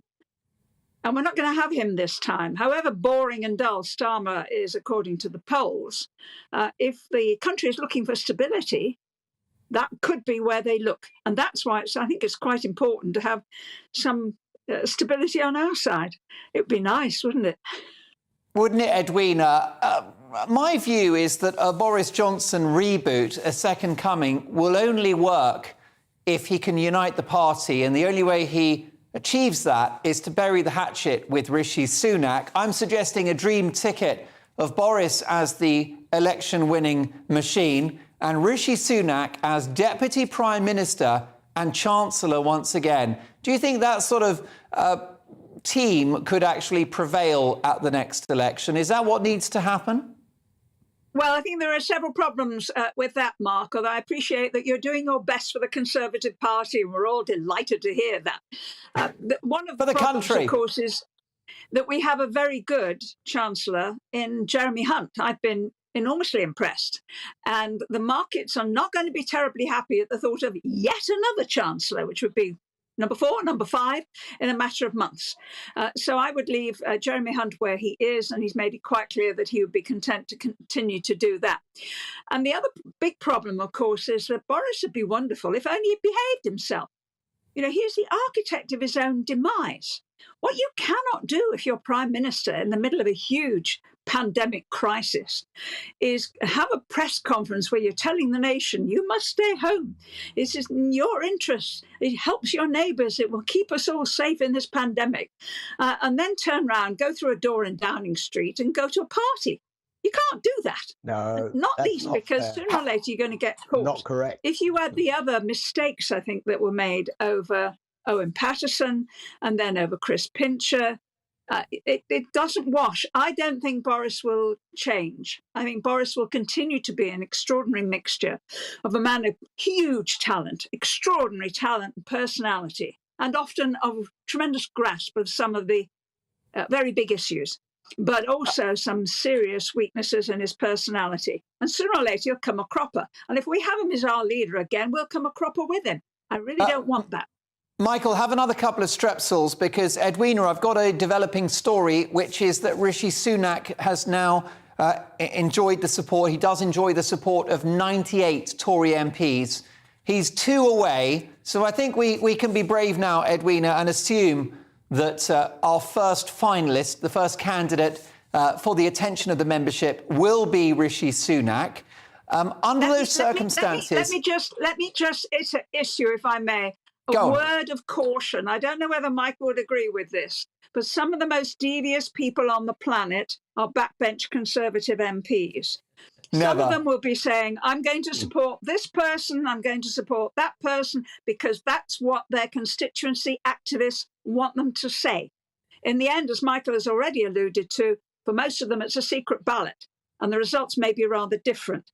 On the first occasion that Boris tried to become Prime Minister, as you recall, in the summer of 2016, everyone thought he was a shoo-in until he actually did some counts of real people, and he found he did not have anything like the support that he required. And I think that could well be the case again. Edwina, are you casting doubt on Boris's ability to hit 100? You are. OK. And in a word, Edwina, can Rishi Sunak win an election as leader of the Conservative Party? Because we know that Boris has the pedigree to do just that. Does Rishi have the same? Oh, I think he could. My own feeling for Rishi is, but bearing in mind he's not been in Parliament all that long and he's had a meteoric rise, I would give him two little bits of advice. The first is there's no harm being on the backbenches for a while. You do mature an awful lot when you are looking at the front bench from several rows back, and you begin to understand a lot more about British politics and the British people and our needs. And the other is, I really feel he needs to have a conversation, does Rishi, with his wife. There's something not quite right about somebody being Prime Minister of the country, perhaps having to impose higher taxes, and having a wife at home who is a non-dom. I'm not against non-dom status. I think it's very, very useful for a lot of people, attracts a lot of excellent people to our country. But to have one of them actually living in Downing Street is a bit of... that gets hard to explain when you're on doorsteps. Michael, final word goes to you. Edwina there, casting doubt on Boris's support, given that it's a secret ballot. Perhaps that figure of 68 supportive Tory MPs is fool's gold. I don't think so. We have a WhatsApp group, and Edwina is absolutely right. Backbench MPs are very devious, but some would have to be incredibly devious with what they're saying, and then if they weren't going to vote for him. I just wanted to pick up one thing about this Partygate, which people miss time and time again. Prime ministers and ministers take advice from their civil servants. The advice was that if you are in a work bubble, it is different from not being in a work bubble. And that is the reason why so many career civil servants also got penalty notices from the police. There's a whole argument about whether or not they did break the law because they didn't actually appeal. There's a whole argument about whether the Met Police behaved differently from the police force that dealt with Starmer. So, you know, let's not be too judgmental on this. We wish you well, Michael. You're an absolute star for coming on in your poor state of health. I know it's just a heavy cold, but I wish you a speedy recovery. I'm going to send you a fisherman's friend. He's a great guy. You'll enjoy his company. And Edwina Currie, thank you as well. Michael Fabricant and Edwina Currie will catch up very soon, no doubt. And still with me in the studio, former Conservative MP for Tiverton and Honiton, Neil Parish. So, look, there you go. 68 for Boris Johnson, 95. It's literally, the numbers are moving as we speak. Yes. What do you make of that point from Edwina Currie? 98 to 68 in favour of Rishi Sunak in relation to Boris Johnson. Do you buy those figures? Do you believe those numbers? I believe the figures that are declared, but I think the point that there's a secret ballot for the rest of the MPs, and that is where I agree with Edwina Currie very much, that they are a very devious bunch, MPs, and of course they will say what everybody wants them to hear in their own constituency, and then they can ballot however they like when they come to vote. So Boris needs to get to that 100, because if he doesn't, then that brings Penny Mordaunt straight back in, and the irony will be, if Boris doesn't stand, decides not to stand, or doesn't get to the 100, the dynamics immediately change, and Penny will be definitely in that running, and I suspect going to the membership, she would have a very good chance. So it could move very, very quickly from looking like Boris is the front front runner to possibly Penny Mordaunt, even though Rishi has probably the most support within MPs. But again, you know, you've got, what have we got? 168 or 166 declared. What have we got? 370 to actually. So there's another 200 to actually declare. And when they vote, what will they do with a secret ballot? I wouldn't trust any one of them, and I love my colleagues dearly. But when I stood for select committee, you would never know whether they're going to vote for you or not, even if they say so. Politicians, not honest, not straightforward, God forbid. Imagine, perish the thought. This is a Mark Dolan Tonight Race for Number 10 special.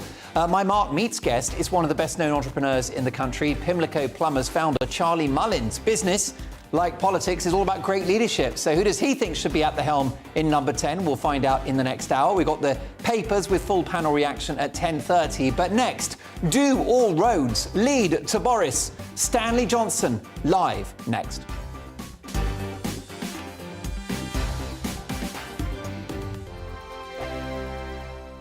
Weekday afternoons on GB News, we've got the whole of the UK covered. From 12 to 3, it's GB News Day with me, Mark Longhurst. And me, Gloria Di Piero. You'll get the very latest on everything that's been going on across our great nation. And from 3 till 6, watch out for GB News Live with me, Patrick Christie's. I'm not here to mess around. With all the biggest topics and guests, you will always be up to date. GB News Day and GB News Live from 12 p.m. Only on GB News. The People's Channel, Britain's news channel.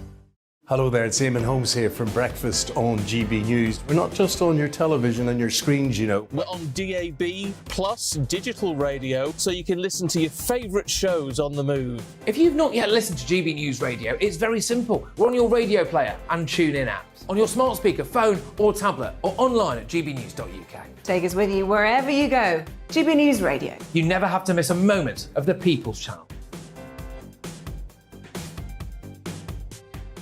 Join my show Farage, 7 p.m. till 8 p.m. Monday through Thursday. And there you will get opinion, analysis, debate, and I'll cover stories that nobody else dares to touch. You've been cancelled. Join the club. Oh, my goodness me. And then for the last 15 minutes, Talking Pints. We're over a drink. We have a civilised conversation with someone. We very often disagree, but we do it in a grown-up way. Come and join me on Farage. Hello, I'm Simon Evans. Join me on GB News for Headliners at 11 p.m, where I'll be joined by two of the country's top comedians as we take a look at tomorrow's newspapers tonight. If it's a big story, we'll be covering it, I guarantee, but we'll also have some fun along the way. That's GB News Headliners at 11 p.m. We won't put you to sleep, unlike some of the other paper review shows out there. So join us, 11 p.m, 7 nights a week.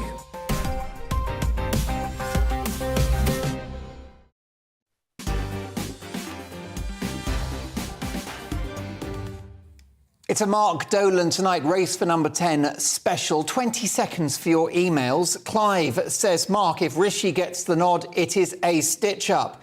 Marion says, Sunak squandered billions of taxpayers' money by giving furlough to lazy public servants. Never Sunak, says Marion. John says, Mark, I agree with you in principle in regards to Boris, but who will rein Boris back on his woke net zero lockdown and big state inclinations? And last for now, Glenys says, Mark, Edwina is wrong that Jeremy Hunt is a good chancellor.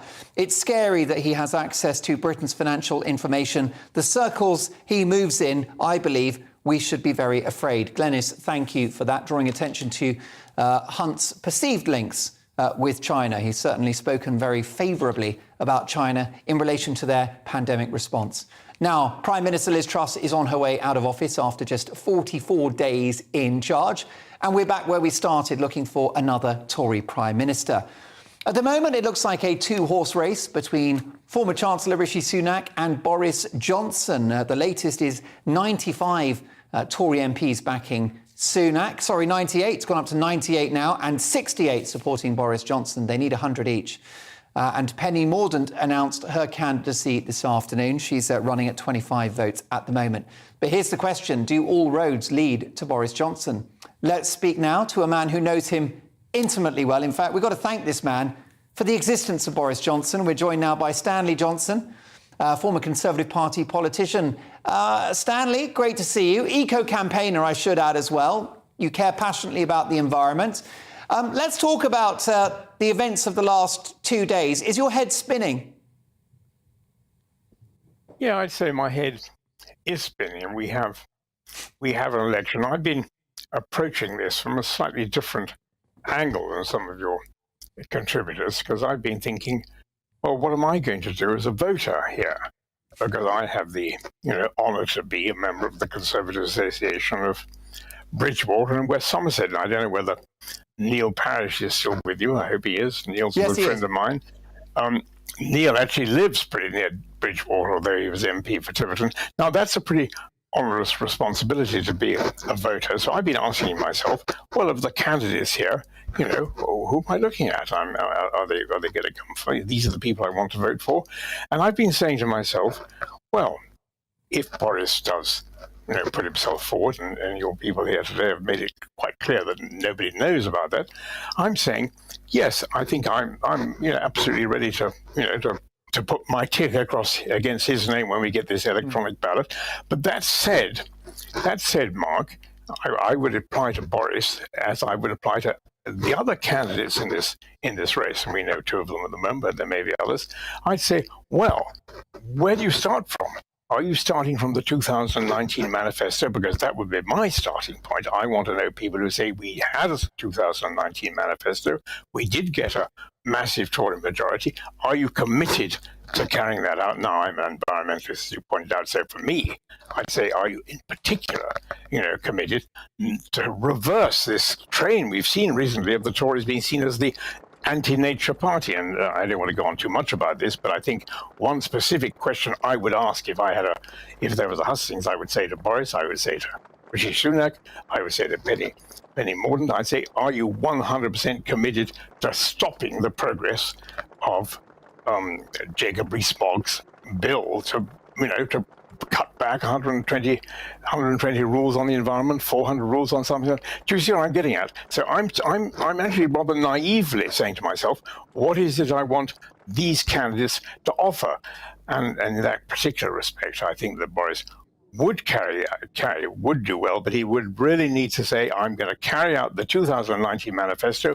We were distracted from our objective by how should I put it, the Liz Truss interlude, but now the time has come to resume the main path of progress.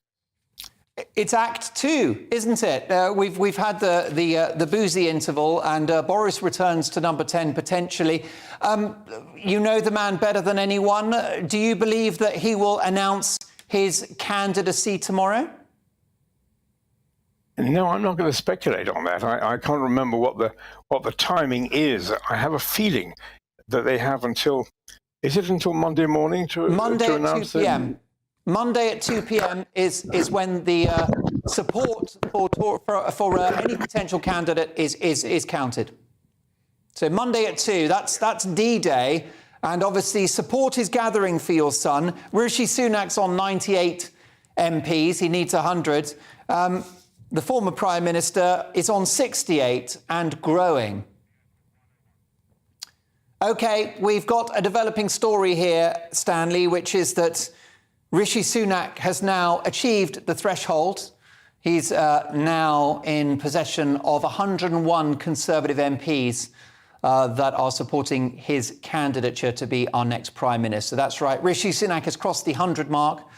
101 Tory MPs now backing Rishi Sunak to be our next Prime Minister. We've just lost the line to Stanley. Now, Stanley has said that Boris Johnson may run. He cannot confirm it. He's not willing to speculate.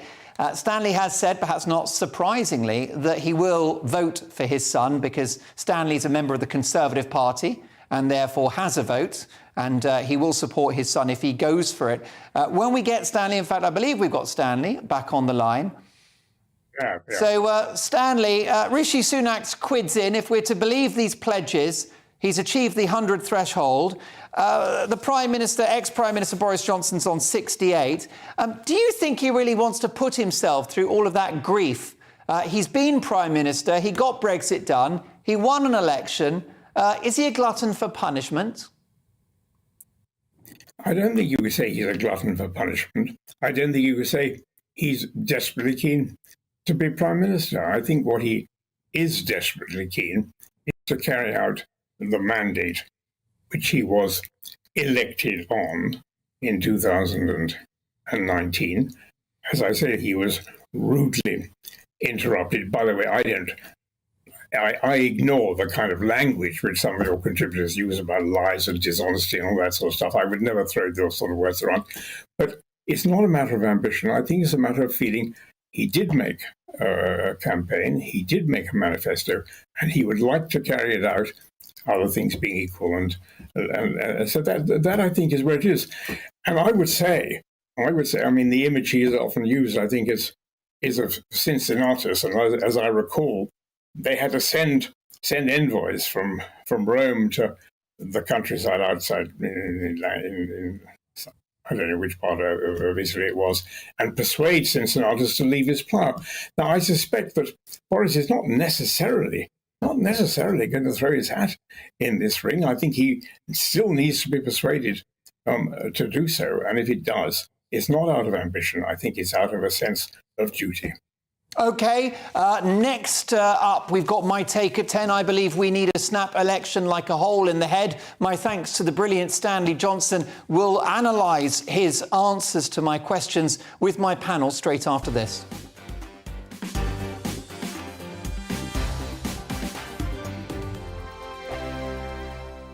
Weekday afternoons on GB News, we've got the whole of the UK covered. From 12 to 3, it's GB News Day with me, Mark Longhurst. And me, Gloria Di Piero. You'll get the very latest on everything that's been going on across our great nation. And from 3 till 6, watch out for GB News Live with me, Patrick Christie's. I'm not here to mess around. With all the biggest topics and guests, you will always be up to date. GB News Day and GB News Live from 12 p.m. Only on GB News. The People's Channel, Britain's news channel.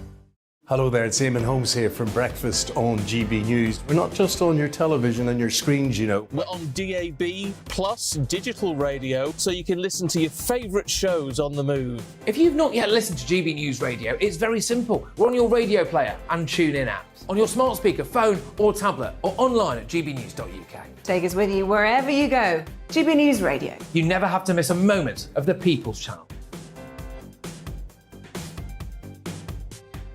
Join my show Farage, 7 p.m. till 8 p.m. Monday through Thursday. And there you will get opinion, analysis, debate, and I'll cover stories that nobody else dares to touch.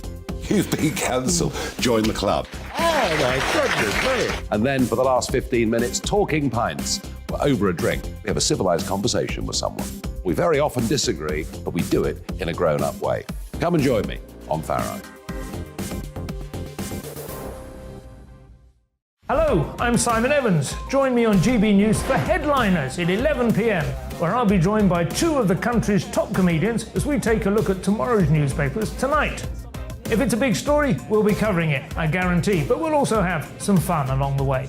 That's GB News Headliners at 11 p.m. We won't put you to sleep, unlike some of the other paper review shows out there. So join us, 11 p.m, 7 nights a week.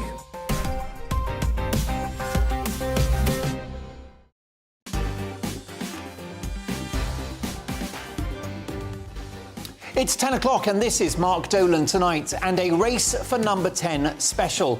We're going to hear from voices across the political spectrum. Who's going to be our next Prime Minister? A question I ask every week at the moment. We'll get the views of my all-star panel as they also react to tomorrow's papers. And there's only one story in town. Could Boris Johnson be about to stage the mother of all comebacks? We'll speak to ex-Tory MP Neil Parish live in the studio. And we'll speak to Labour's Tan Dacey about whether Britain needs a general election.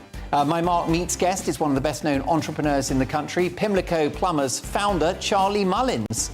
Business, like politics, is all about great leadership. So who does he think should be at the helm in number 10? Kicking off this hour is my take at 10. Britain needs a general election like a hole in the head. Find out why shortly. And courtesy of the Guido Fawkes website, I can tell you that certainly on paper, Rishi Sunak has achieved the 100 Tory MP support that he requires to be considered by the membership next week.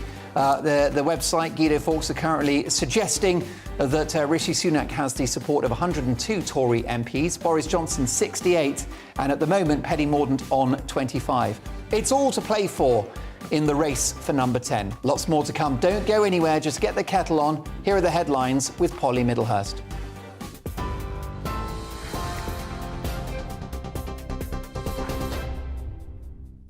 Thank you, Mark. Good evening to you. It is indeed all to play for at the moment in the Conservative Party. The Trade Minister, Sir James Duddridge, telling GB News within the last few hours that Boris Johnson has personally told him he's up for it.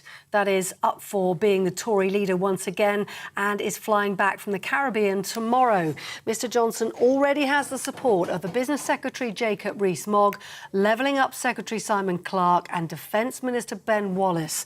Those vying for the Tory party leadership will have to secure 100 nominations from the party's 357 MPs by Monday. We'll tell you more about that in a second, but let's just tell you that Penny Mordaunt was the first to officially declare she's willing to run to replace Liz Truss, the Commons leader making the announcement on Twitter earlier on today, saying she will unite the country, deliver on her party's pledges and win the next general election. And as you've been hearing, in the last few minutes, political blog Guido Fawkes is claiming that Rishi Sunak is now over the 100 MP threshold, and live updates from Guido suggest that indeed Rishi Sunak is on 102, Boris Johnson on 68 and Penny Mordaunt on 25 votes at the moment. Well, the former Chancellor is yet to formally launch his bid for number 10, and the Labour leader, Sir Keir Starmer, is warning against a revolving door of chaos under a Conservative government. The risk is not a general election.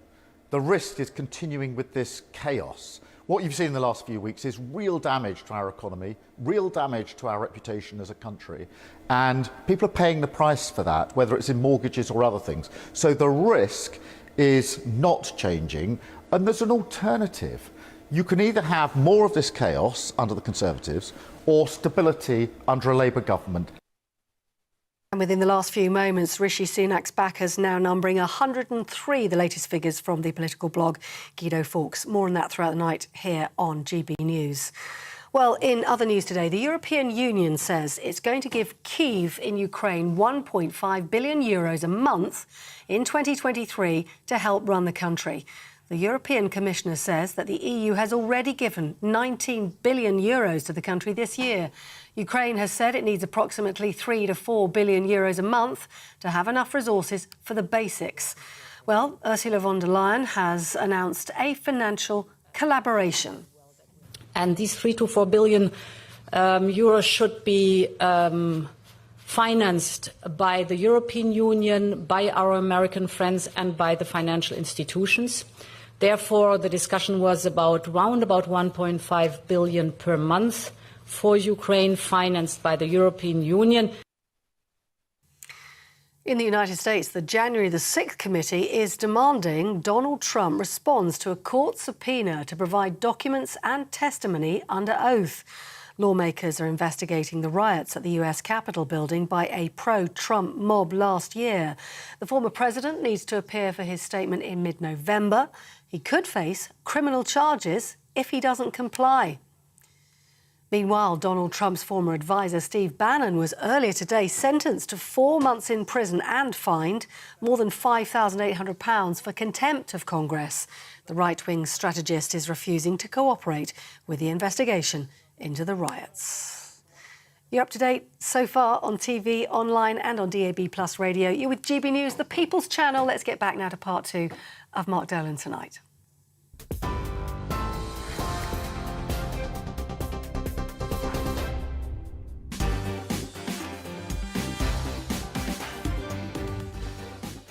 Welcome to Mark Dolan Tonight and a Race for Number 10 special. We'll hear from voices across the political spectrum. Who's going to be our next Prime Minister? We'll get the views of my all-star panel as they react to tomorrow's papers. And there's only one story in town. Could Boris Johnson be about to stage the mother of all comebacks? In just a moment, in my take at 10, we need an early general election like a hole in the head. But one man is pushing for an early poll, and it's Labour MP Tan Dacey, who joins me straight after. Plus, my all-star panel reacting to tomorrow's papers, and my Mark Meets guest is one of the best-known entrepreneurs in the country, Pimlico Plumbers founder Charlie Mullins. Business, like politics, is all about great leadership. So who does he think should be in charge at number 10? Lots to get through, but first, it's time for my take at 10.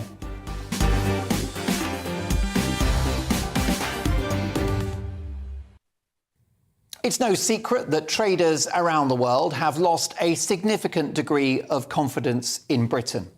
The pound has suffered a hammering as a result of Liz Truss's poorly executed mini-budget, which was great in content but disastrous in delivery. The cost of government borrowing has risen, and Chancellor Jeremy Hunt is busy at work repairing the country's finances and our international reputation. But we face more challenges in the months ahead, with war raging in Ukraine and unknown economic headwinds that still threaten us in the short to medium term.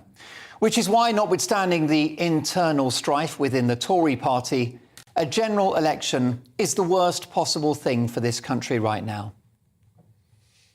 And it shows how deeply opportunistic Sir Keir Starmer is in calling for one.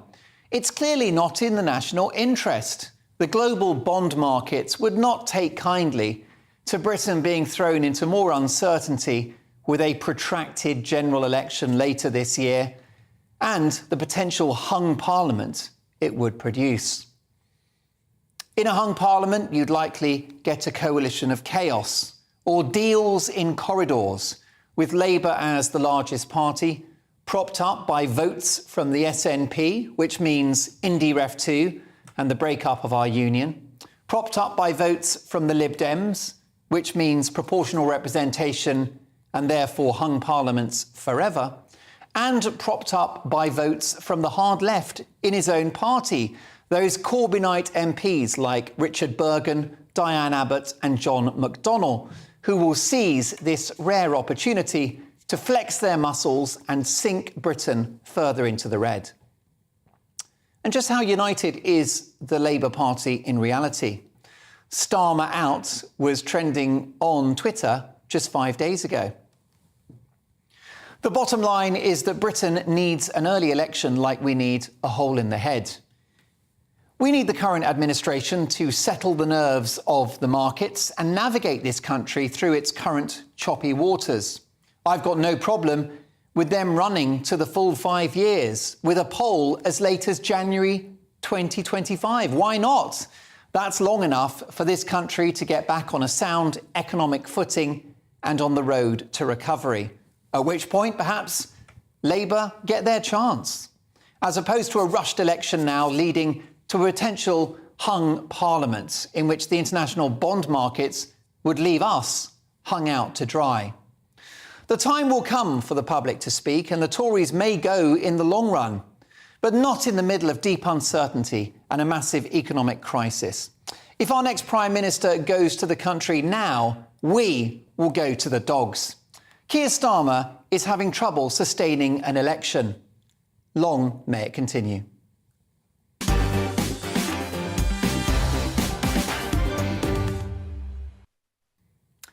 With the government in a state of chaos, the Labour Party and Sir Keir Starmer say they are ready to govern. Are Labour really a government in waiting? I'm delighted to say joining me now is Labour's Shadow Minister for Rail, Tan Dacey. Tan, welcome to the programme. Thanks for giving up a chunk of your Friday night. Thank you for having me on, Mark. My big central point there in my take at 10, Tan, is that by all means have an election at the end of 5 years, but not in the middle of an economic crisis. Well, I think what we need to end is this circus of chaos inflicted upon the country by the Conservative Party. Mark, look, in just 4 months, we have had 4 chancellors. In the last 3 months, we've had 3 home secretaries. And now, within 3 months, we are going to have 3 prime ministers. So we need to end this political instability. this economic destruction of our country. I know that the Conservative Party is busy destroying itself. But what I am really incensed about, along with many other people, is that they are destroying our country in the process. Now, what we've seen with Liz Truss, the shortest premiership in history, absolute chaos and carnage, and that's what needs to stop. That's why it's about time that the people had their say. They can choose between a serious, stable government under Sir Keir Starmer, under Labour, or they can continue to choose this path of chaos under the Conservatives. But either which way, I think that it is now time for the people to decide. I've got to say, Tan, that if we had a Labour government, I would argue that we shouldn't have an election right now. The international bond markets won't take well to more political uncertainty, will they? Well, look, what the international bond markets, or what the markets in general, what they have taken most unkindly to are the uncosted tax cuts inflicted upon the country through this mini budget. And that was £45 billion worth of predominant U-turns, which then Liz Truss and Kwasi Kwarteng had to do, because they both have been an absolute liability. And let it not be forgotten that the majority of Conservative MPs, the majority of Conservative members, including the faction of Boris Johnson and Nadine Dorries and Jacob Rees-Mogg, they were the ones that entrusted Liz Truss with that leadership. That project has failed, but what we need to do is to stop this confusion, give stability to the markets, because what they are crying out for is certainty, and what they want is serious leadership, because what the Conservatives have done in the meanwhile, with all of this instability, is damaged our international reputation. We've become a laughingstock. Even within our own country, we've had newspapers and TVs running whether a lettuce is going to last longer than our Prime Minister. And I think it was lettuce 1, Liz 0. But jokes apart, we need to move on from that, because whoever we speak to around the world, they are just looking in absolute disbelief that the mother of all parliaments could be, with this merry-go-round, and that's what needs to end immediately. I mean, Tan Dacey, a final thought. Labour governments have done good things in the past, in times of plenty, including 1997, when New Labour invested heavily in public services. We had economic growth, we had low taxes, including, by the way, a top rate of 40% under Tony Blair, which was great for aspiration. So there's a time and a place for a big spending left of centre political party, but not right now. To what extent is a big spending Labour government in the pocket of the unions, handing out inflation-busting pay rises to public sector workers, going to settle the markets? Well, Mark, I wouldn't agree with that characterisation. If we look at the last Labour government, we had, in the decade prior to the global financial crisis, an average annual growth rate of 2.7%. If we contrast that with the Conservatives prior to the global pandemic, they averaged only at 1.5%. So look at that contrast, first of all, in terms of growth. And we know the stability that was there under the last Labour government as well.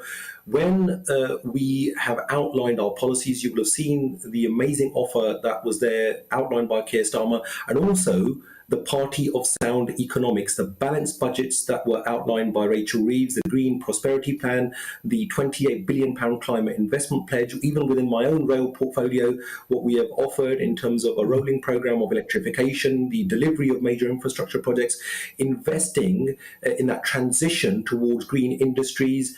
We've got 1 million new jobs as we transition the economy, as well as insulating homes to make sure that we cushion against these ever-increasing bills. What the Conservatives have given us are higher mortgages for many of my Slough constituents, as well as others around the country.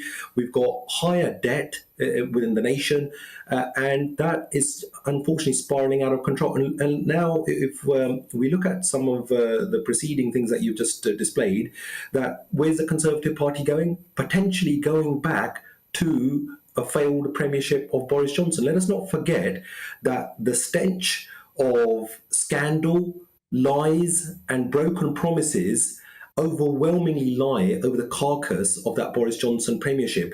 And if we are to stop the country from getting into a rut and going back towards that premiership, if that's the best that the Conservative Party can do, then they're really scraping the barrel. We need new ideas, we need stability, we need growth, we need jobs, and we need to continue building those alliances rather than being mocked by nations around the world. And I think that's what Keir Starmer and the Labour Party offer, and long may that continue. But that can only be made possible if we have the say of the people with a general election.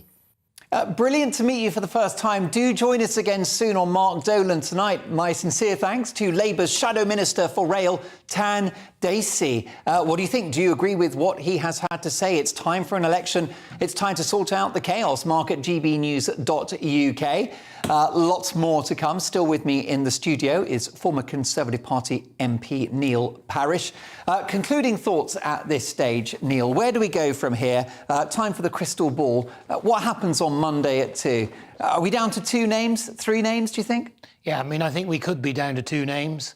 But I think either Boris goes into the ring and it's a Boris-Rishi send-off, a vote, or it will be, I think, Boris not standing and Penny coming in, and then those 2 going to... You whispered during the break, and it's always, when politicians whisper during the break, it's much more informative than what they say on air. So let me out you right now. You suggested that Boris Johnson will keep his council until he knows he's definitely got 100 MPs to support him. Therefore, he may wait until Sunday before declaring in order to be sure that he gets the 100. Yes, because you see, he seems to be stuck on 68. You still need another 32 to be sure to be across the wire. And so he's not going to move until then. And that's why I say to you, don't write Penny Mordaunt off at this stage. And you see, as Tam was saying, it's a chaotic Conservative Party running and government at the moment. It's not a strong Labour Party at all, quite the reverse. And the point that you made, I think, one of the most important, not only about cost of living crisis and all those things, but it's also about Putin, the war in the Ukraine, and making sure he doesn't press the nuclear button. And we have to be sure that we are there to use our deterrent if necessary, unlike Macron, who the stupid president, I'm sorry to say that, of France, who said the gloves are off. He said he wouldn't actually use the nuclear weapon. Well, I mean, if you're not going to use them, don't have them. Don't have them. I mean, that's what Jeremy Corbyn said, which is why it would have been terrifying if he had been Prime Minister. My sincere thanks to Neil Parish for your company tonight, your expertise, your analysis. Will you come back and see us again presently on the programme? Because it's well worth hearing what you've got to say. Thanks to Neil Parish. Look, those numbers keep coming in at the moment. Rishi Sunak, on paper, has achieved the threshold of 102 Tory MPs backing him, which means that his name goes onto the list. Let's get the reaction now to all of the big themes of tonight's show with my all-star panel. So I'm delighted to say that with me tonight, looking at the big stories of the day and tomorrow's papers, we have Peter Edwards, we have TV and radio legend, the one and only Neil Fox, and political commentator and broadcaster Anna McGovern. So Anna, what do you think? Do we need an election? I don't think it's necessarily even a need. I think it could almost be inevitable because I think, especially from a public point of view, what we've seen is, Prime Minister's come in for 44 days and now they're already looking for the next person to take over as Prime Minister. So in a public point of view, that's going to make people very angry. They're going to think the government is unstable. However, in terms of having a general election now, would that cause more instability that we don't need?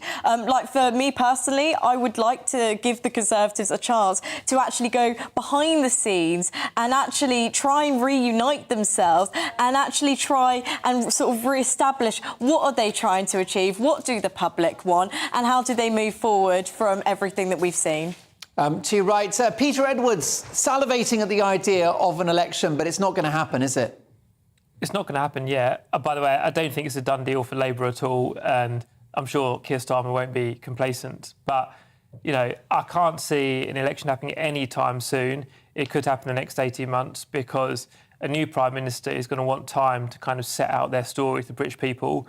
Also, you're not going to go to the country when the economy is tanking and inflation is at 10%. it looks like we're going to have a fairly chunky set of spending cuts. So the Parliament might not go on till 2025, and I'd love to see a general election. I think it's entirely reasonable. But Peter, it wouldn't be. I mean, if we had a Labour government now, Keir Starmer's Prime Minister, I would do a monologue saying we must not have a general election in the middle of an economic crisis. I don't care who's in power. Peppa Pig could be in power. You don't have elections when the country is going through an economic war. Well, I think we might have been better off with Peppa Pig based on recent events.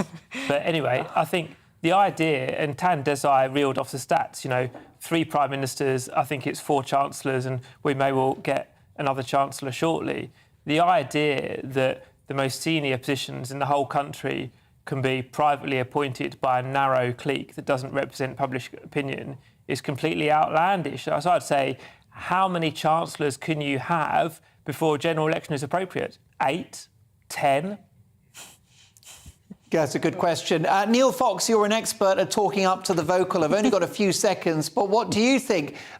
Is an election in the national interest right now?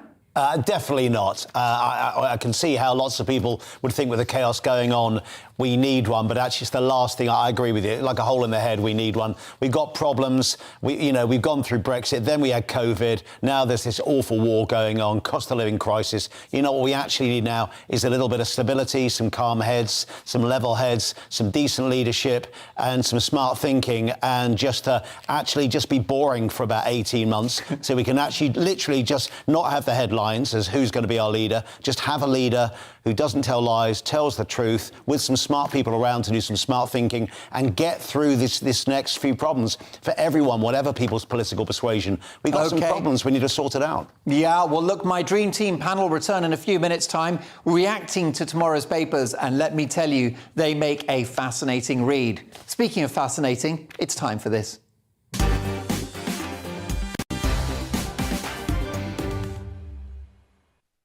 Yes, it's time for Mark Meets. Very excited about meeting my guest tonight. In Mark Meets, I speak to the biggest names in the world of politics, showbiz, sport, business and beyond. Tonight, one of the best known and most accomplished entrepreneurs in the country, Charlie Mullins, the son of a cleaner mother and factory worker father who left school at the tender age of 15 with no qualifications, after which he became an apprentice at a local plumber's. And in 1979, he founded Pimlico Plumbers, operating from a basement in southwest London. In September of last year, Charlie Mullins sold a 90% stake in that business in a deal worth close to £150 million. What a life, what a career. And I'm delighted to say that Charlie Mullins joins me now. Hey, Charlie. Hi, Mark. First of all, can I just say well done on everything you've achieved? Thank you. I'm over the moon with it. It's gone amazing. It certainly didn't set off like that. I thought I was just going to be a plumber all my life, and then things changed for the better. And yeah, as you just said, plus the OBE I got for the plumbing industry also. So it's gone marvellous. And things are getting better now. I'm moved on to other things now. Moved into a little bit of sort of singing, like sort of advising a couple of singers. My fiance's a singer. And I've been doing some business advice on that. Also, chairman of Great British Radio, and that's going brilliant. And dealing with some property in Spain and London, so good. Yeah. Well, I think it's wonderful, and radio is a massively growing industry. I've got to speak up for GBNews Radio. I've got so many thousands of people listening to my show every night on DAB+, and I know that you've got multiple radio interests in what is a massive growth market. So that fortune of yours is going to continue to swell, and your heart is swelling at the moment because you've just got engaged. That's right, yeah. Rara. Yeah, to Rara, or Rachel's a real proper name, but congratulations on that as well. Yeah, thank you. It's you've been married before. Couple of times, Couple of times. Yeah. So you enjoy wedding cake? I like giving ashes away. You caught the bouquet one too many times? No, look, come on. I mean, things happen in life, and but no, it's I'm fine with that. You know what I mean? It's, of course, and I'm sure you're on very good terms with your exes, and it's lovely now that you no, I'm not. settled down. I'm not on good terms. Oh, you're not? No. Oh, having a dear. laugh, and having a laugh. But all the same, things move on, and it's where you are today. So I'm looking forward. Actually, getting married in St Paul's Cathedral. What a venue! Because of the OBE, evidently you can go in there. So might as well, won't it? You better use it. And I'm glad you mentioned the OBE, which we were very at fault for not mentioning. And tell me about that OBE. Did you receive it from Charles or the Queen? Or From William? Charles, yeah. From Charles, yeah. Brilliant. So, obviously now the King, but he was the Prince then. And I think it was in 2015, so I was over the moon with that. And very, very unexpected. And, yeah, opens a few doors, doesn't it? It most certainly does. Good restaurants, tables in the restaurant, that kind of thing. Well, it helps. I mean, you know, I'm very pleased to get it. And I think that, as you say, to come from an apprentice and achieve what's happened. Obviously, it's not just myself. It's been very much a family business. Yeah. You know, 4 children that all worked in it and about 10 grandchildren all in it. That's all from one wife, like not, you know, all over the place. And, you know, so it's all been a sort of family thing. But fortunately, it's turned out, you know, just amazing. Well, I think it's amazing what you've achieved. Hard work, obviously, creativity. You've been very brave. You've taken risks. What was different to you as a 15-year-old leaving school and your other mates who might have left school at the same time? Why did you go on to achieve so much when others might not have? Yeah, well, I mean, I sort of wasn't that academic and I left school at 15, which I always say was a big mistake when I look back now. I should have left earlier, at 14 maybe. Because, you know, I was out working, doing jobs like many teenagers to get money. And I think the seeds were sown then. So, you know, I just think the work ethics come from working at an early age rather than just spending time in school going nowhere kind of thing. Do you think you had a talent as well, or that entrepreneurial gene in you? I don't know, because, I mean, the word entrepreneur wasn't even sort of thought about then, so I wouldn't think so. I think it's just hard work and, you know, determination. I mean, I'm a very, very determined person and never give up on anything. And you've also got to be very practical, but everything I've done is on common sense. And as you know, common sense ain't that common. Well, it ain't. And what do you mean by that, that your whole business was constructed on common sense? What would be an example of that? Well, just straightforward things. Never had no meetings, never had no pests or busybodies coming in. Just eliminate... HR departments, bureaucracy... No, we've got all that. You've got to have... I mean, to run a business now, you've got to have a great HR department, great recruitment department. Okay. But you've also got to be, you know, brave enough to get rid of people. And, you know, I'm not shy in doing that. And I think that's, you know, you get rid of the waste of time people and work on the people that want to be with you. And I think...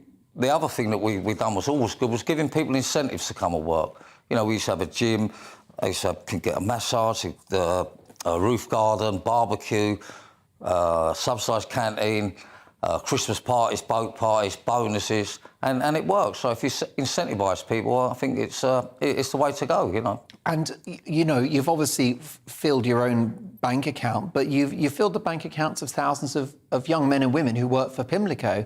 You've changed their lives. For many of those people, they've been with the company for decades. It's a career and a job for life for some. Undoubtedly. I mean, undoubtedly. And, which is rare. Yeah, you're right there. I mean, we're taking on over 1,200 apprentices over the years, and that's gone marvellous. You know, they've gone out to, you know, have their own businesses or have their own companies or stay with Pimlico. Yeah, for sure. So that's, you know, you've sold the business, but your son still runs it? No, he was CEO and he retained 10%, but he's decided to come away now and do his own thing. And he's gone to a US parent company, Neighbourly. Yeah. And I guess it just goes from strength to strength. You must be proud to see those vans not going really. around. No, it's not going to strength to strength. Is it not? No. OK. No. You know, they have a different way of running it, and it doesn't appear that it's doing that great. But, you know, maybe they'll turn it round. But we had very much a family sort of business there and run it on a personal basis. And I think sort of, you know, the Americans seem to do it in a more like just number basis. The bottom line. Yeah, but, you know, I mean, maybe they'll turn it round. Would you ever go back? Yeah. You would? Yeah. You seem surprised. I am. What would that be, like a potential management buyout or something? Or would you sort of... Would you buy it back, or would you? Could you go back as a consultant? I wouldn't buy it back. But would you be willing to go back as a consultant? You're right, yeah. But with no money, evidently, I'm not supposed to do anything to do with it for a number of years. But maybe my family get together and, you know, sort of bring something like it out there again, because it's in such a need, like London, for plumbers. I mean, it's such a shortage, and you know, people will always pay for quality. Yeah, For sure. But yeah, obviously I'm not going to go back to earn a few quid, but, you know, I would go back and if someone wants some good advice on running a plumbing business, then I'm the man. What about running a country? I know you don't like getting too involved in politics, but... I do. What do you... I do. You ain't done your homework, my producer said, oh, you didn't want to talk about Boris tonight. I didn't know if I was coming here to talk about me. Well, what do you think about... I mean, just a word on that. It seems like what we've seen in recent weeks is a failure of leadership. Of course it is. I mean, it's been a complete sort of disaster. And, you know, the most important thing is that she stepped down from a business point of view. If someone ain't right in the job or can't do the job, the quicker they go, the better. So that's the good news. And now we've just got to unite, get together, start supporting whoever we put in, whether it be Boris or Rishi. It's looking like Rishi at the moment. We've just got to get behind them and support them and it'll work again. But we've got to stop all the backstabbing and you know, all the infighting has got to stop. Well, you've been a boss. You're still a boss in your other businesses. Would you employ Boris Johnson? Would you put him in charge of one of your firms? Well, no, he's been no good at plumbing, would he? I mean, you know, he's a great politician, and maybe look, if he's back in there, he's back in there, and there's nothing wrong with that, as long as people support him.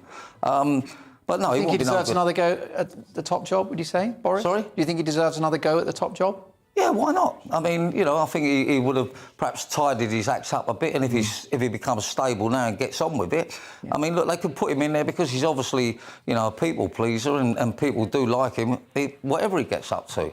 But, you know, I don't think it's going to be him, if I'm being honest. I think it's going to be risky, and I think the Sajid fellow will be Chancellor. Sajid Javid, yeah, potential reunion for those two. And last but not least, Charlie, it's fantastic to meet you. What still motivates you? You've made your money. You're obviously very happy and settled now with your partner. All is good with the world. Why do you still have that hunger, that appetite for success?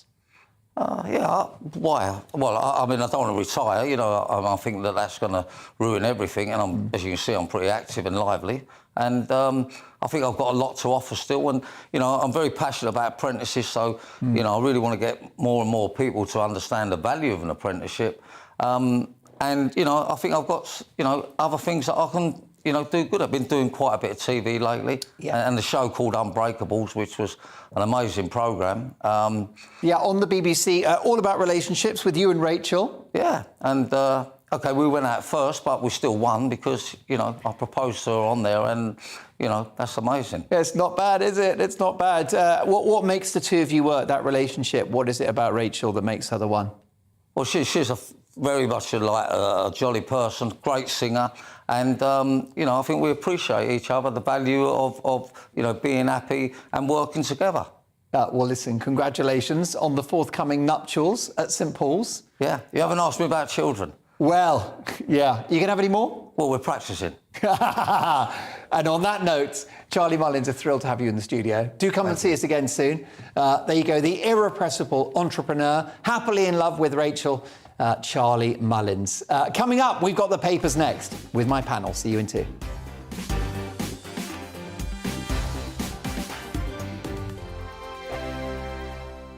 Weekday afternoons on GB News, we've got the whole of the UK covered. From 12 to 3, it's GB News Day with me, Mark Longhurst. And me, Gloria Di Piero. You'll get the very latest on everything that's been going on across our great nation. And from 3 till 6, watch out for GB News Live with me, Patrick Christys. I'm not here to mess around. With all the biggest topics and guests, you will always be up to date. GB News Day and GB News Live from 12 p.m. Only on GB News. The People's Channel, Britain's news channel. Hello there, it's Eamon Holmes here from Breakfast on GB News. We're not just on your television and your screens, you know. We're on DAB plus digital radio, so you can listen to your favourite shows on the move. If you've not yet listened to GB News Radio, it's very simple. We're on your radio player and tune-in apps, on your smart speaker, phone or tablet, or online at gbnews.uk. Take us with you wherever you go. GB News Radio. You never have to miss a moment of the People's Channel. Join my show Farage, 7 p.m. till 8 p.m. Monday through Thursday, and there you will get opinion, analysis, debate, and I'll cover stories that nobody else dares to touch. You've been cancelled. Join the club. Oh, my goodness me. And then for the last 15 minutes, talking pints. We're over a drink. We have a civilised conversation with someone. We very often disagree, but we do it in a grown-up way. Come and join me on Farage. Hello, I'm Simon Evans. Join me on GB News for Headliners at 11 p.m, where I'll be joined by two of the country's top comedians as we take a look at tomorrow's newspapers tonight. If it's a big story, we'll be covering it, I guarantee, but we'll also have some fun along the way. That's GB News Headliners at 11 p.m. We won't put you to sleep, unlike some of the other paper review shows out there. So join us, 11 p.m, 7 nights a week.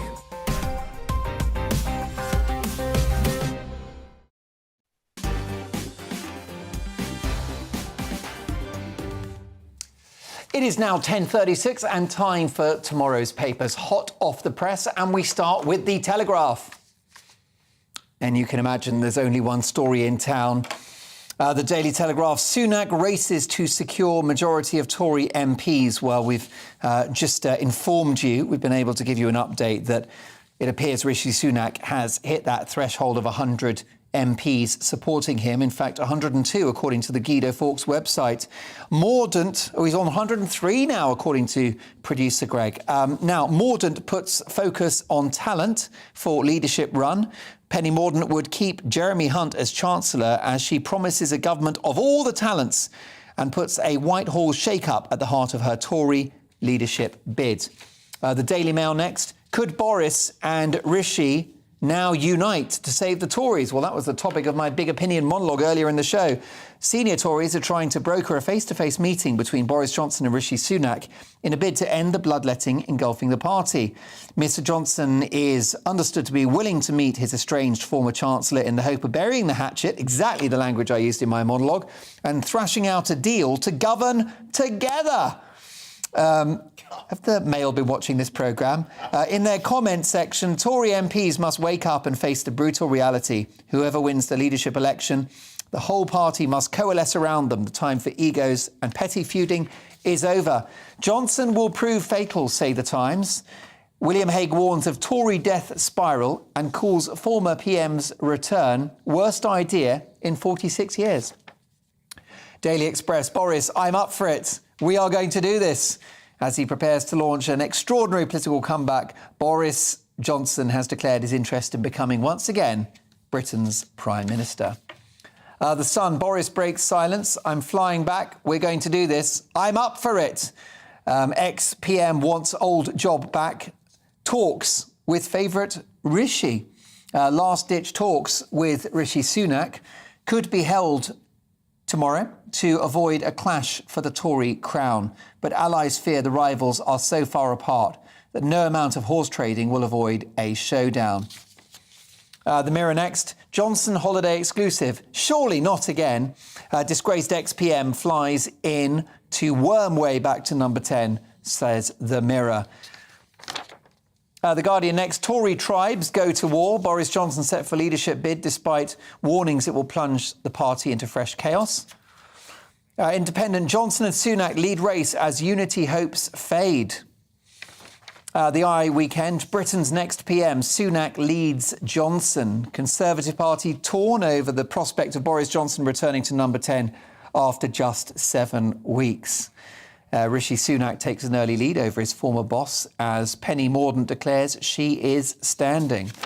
And last but not least, Daily Star. Bozo back at number 10. They've tossed aside the lettuce. Now they're serving up the aubergine. Just when you thought all salad-based puns had been exhausted, posh aubergine Bozo Johnson has emerged as one of the favourites to replace Lettuce Liz as PM. Those are your front pages. Of course, it's all about the race for number 10. Reacting to those papers are my panel of legendary radio, DJ and TV presenter Neil Fox, political commentator and broadcaster Anna McGovern, and the former editor of Labour List, writer and broadcaster Peter Edwards. Well, Neil Fox, we know now that Rishi Sunak has nosed ahead. Yeah. He's got, certainly on paper, the 100 MPs whose support he requires to be on that final ballot. 103 we're hearing, courtesy of the Guido Fawkes website. Does Boris make it onto that list as well, do you think? Well, it's interesting. So he's flying back tomorrow, apparently, and I think it has been said already tonight that he's not going to stand unless he can pretty much guarantee he is going to do that and probably win, right? So, because that would be real egg on his face. Not only has he had people resign and then he's had to quit, if you don't actually win now, if you're coming back, I don't think he'd even stand. So, in a way, my hope for this one would be that actually he comes back and in the end, OK, we're stuck around 68 at the moment, isn't it? Correct. And... you know, I think the smart thing, we'll see by Monday, of course, but who knows between now and then. But if he doesn't get enough, I think he just won't bother standing because he wouldn't want that disaster again. Then you'd have Rishi, maybe with Penny Mordaunt. Will she have enough or will it actually be like a one-horse race in the end? And let's get this over quickly. I think we need someone fresh in power. Although, look, he's a brilliant speaker and all those things we've said before, there's so much baggage that comes with Boris. It's only, look, people on the front page as well of the Daily Telegraph, yes, it talks about Sunak, but it also says now's not the time for Boris, and I think that's true. Another year, obviously, this was mentioned earlier, maybe in a year will be fine. Now, no. Sunak, let's have someone fresh and stable and crack on with it, please. The Guardian headline, Anna McGovern, Tory tribes go to war. Which tribe prevails, the Sunakites or the Johnsonians? You know, I think so much is going to happen on Sunday. Like tomorrow, I think we're going to see some developments. In my opinion, I think Rishi Sunak probably has it in the bag. I mean, he secured all of that support so quickly. I mean, I was on the train coming here and it was at 85, I think, and now we're already over the 100 mark, which is obviously essential for, getting through to be the Prime Minister. But I think tomorrow as well, I think there's so much that can happen. I don't think the game's up for everyone, pretty much. You think so? And what about Boris? He's going to keep his council until he gets 100 MPs. Does that happen? I agree with what you said. I think he'll stay quiet. There's a lot of speculation at the moment, but I don't think he'll announce anything until he's got that support secured. He's probably going behind the scenes right now, trying to lobby all the support he can, and I don't think he'll actually declare it until he knows he's got those numbers. This is bad news for Keir Starmer, wouldn't you say, Peter Edwards, the return of Boris Johnson? No, not particularly at all. I think the idea of disgraced former PM who's widely seen as a liar coming back to office, and remember, if people don't like me calling him a liar, remember his approval ratings were minus 50%. I think Keir Starmer will be licking his lips. But going back to what Dr Fox was saying, what we're talking about off air, it's not certain Boris will get through. And I think and this is a challenge of covering an ongoing story for tomorrow morning's newspapers. There's one scenario where Rishi Sunak gets to 180 and Boris is on maybe 110, and then perhaps then the men in grey suits are going to see Boris to say maybe you shouldn't go forward. And then, of course, the other scenario where Boris is trapped in the 90s, where he doesn't get through at all. So I still think, obviously, I think they'll all be hopeless to a certain extent, but I think there's one scenario where there's a coronation for Rishi Sunak, and I think going back to the actual newspapers, if you like, on the Telegraph, there's a note of common sense at the top. Now is not the time for Boris, but other parts of the Telegraph and the Mail are a tapestry of self-delusion, I would say. And going to Penny Mordaunt, the government of all the talents, Jeremy Hunt, one final thought, very amiable, pleasant chap, but the longest-serving health secretary in British history, then wrote a book saying how bad the NHS was under the Tories. So the idea that he's a kind of economic saviour for Britain is just from la-la land. And what about Penny Mordaunt? Do we underestimate her at our peril? Because we heard from Neil Parish earlier, Anna, that actually if Boris doesn't hit 100 MPs, that threshold, many of his votes will go to Mordaunt, and then she's the heir apparent. Thing is, I don't think we know too much about her at the moment because, at the moment we've had the prominent Rishi Sunak, we've had Boris Johnson obviously taking the lead right now. I think that in terms of reuniting the party, is she strong enough to actually do that? Because at the end of the day, the party is split. I think that there's a lot going on behind the scenes. The membership, I think, as well, I think are very divided. And you know what? I think it might even be time for someone new, maybe someone else to come in that hasn't thrown their hat in already, someone new to reunite the party and actually bring people together, because at the moment I think we've seen so much of the same people. Boris Johnson's now making his comeback potentially. Rishi Sunak was very prominent in his leadership. Maybe it's just time to have someone completely new altogether. You mentioned a new name to appear, a fresh voice, but Kemi Badenoch has ruled herself out. as has Ben Wallace. Yeah. And very tellingly, Ben Wallace, one of the most respected figures in the Conservative Party, highly regarded Defence Secretary Neil Fox, who said he's leaning into Boris Johnson. I think that's a significant figure to be supporting Boris. Yeah, I read that earlier. Yeah, because he seems a level-headed, smart guy coming up through the ranks that you think at some point could be a potential a leader of the Conservative Party. And for him to say, I'm leading... I mean, look, the smart thing is you want someone who knows what they're doing. These are tough times. We've got an awful lot of problems to get through. Let's be honest. I hate, in a way, the idea of an election, people talking about it now. Oh, my God, can we just have some people running the country for a bit and try and get us out of these problems? Well, I tell you what, there's so much more in the papers, including, does Liz Truss deserve her golden goodbye salary of 115 grand for life? And should King Charles get involved in the political crisis? Lots more from the papers. See you in 2.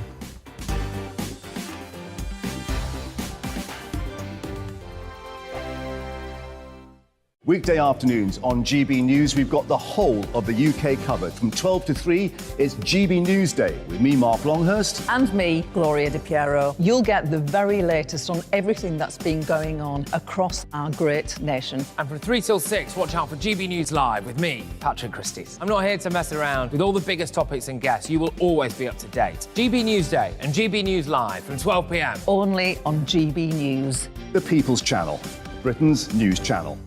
Hello there, it's Eamon Holmes here from Breakfast on GB News. We're not just on your television and your screens, you know. We're on DAB plus digital radio, so you can listen to your favourite shows on the move. If you've not yet listened to GB News Radio, it's very simple. We're on your radio player and tune-in apps, on your smart speaker, phone or tablet, or online at gbnews.uk. Take us with you wherever you go. GB News Radio. You never have to miss a moment of the People's Channel.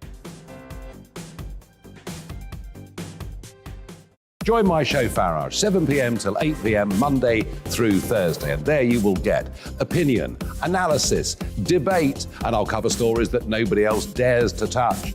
You've been cancelled. Join the club. Oh, my goodness, brilliant. And then for the last 15 minutes, talking pints. We're over a drink. We have a civilised conversation with someone. We very often disagree, but we do it in a grown-up way. Come and join me on Farage. Hello, I'm Simon Evans. Join me on GB News for Headliners at 11 p.m, where I'll be joined by 2 of the country's top comedians as we take a look at tomorrow's newspapers tonight. If it's a big story, we'll be covering it, I guarantee, but we'll also have some fun along the way. That's GB News Headliners at 11 p.m. We won't put you to sleep, unlike some of the other paper review shows out there. So join us, 11 p.m, 7 nights a week.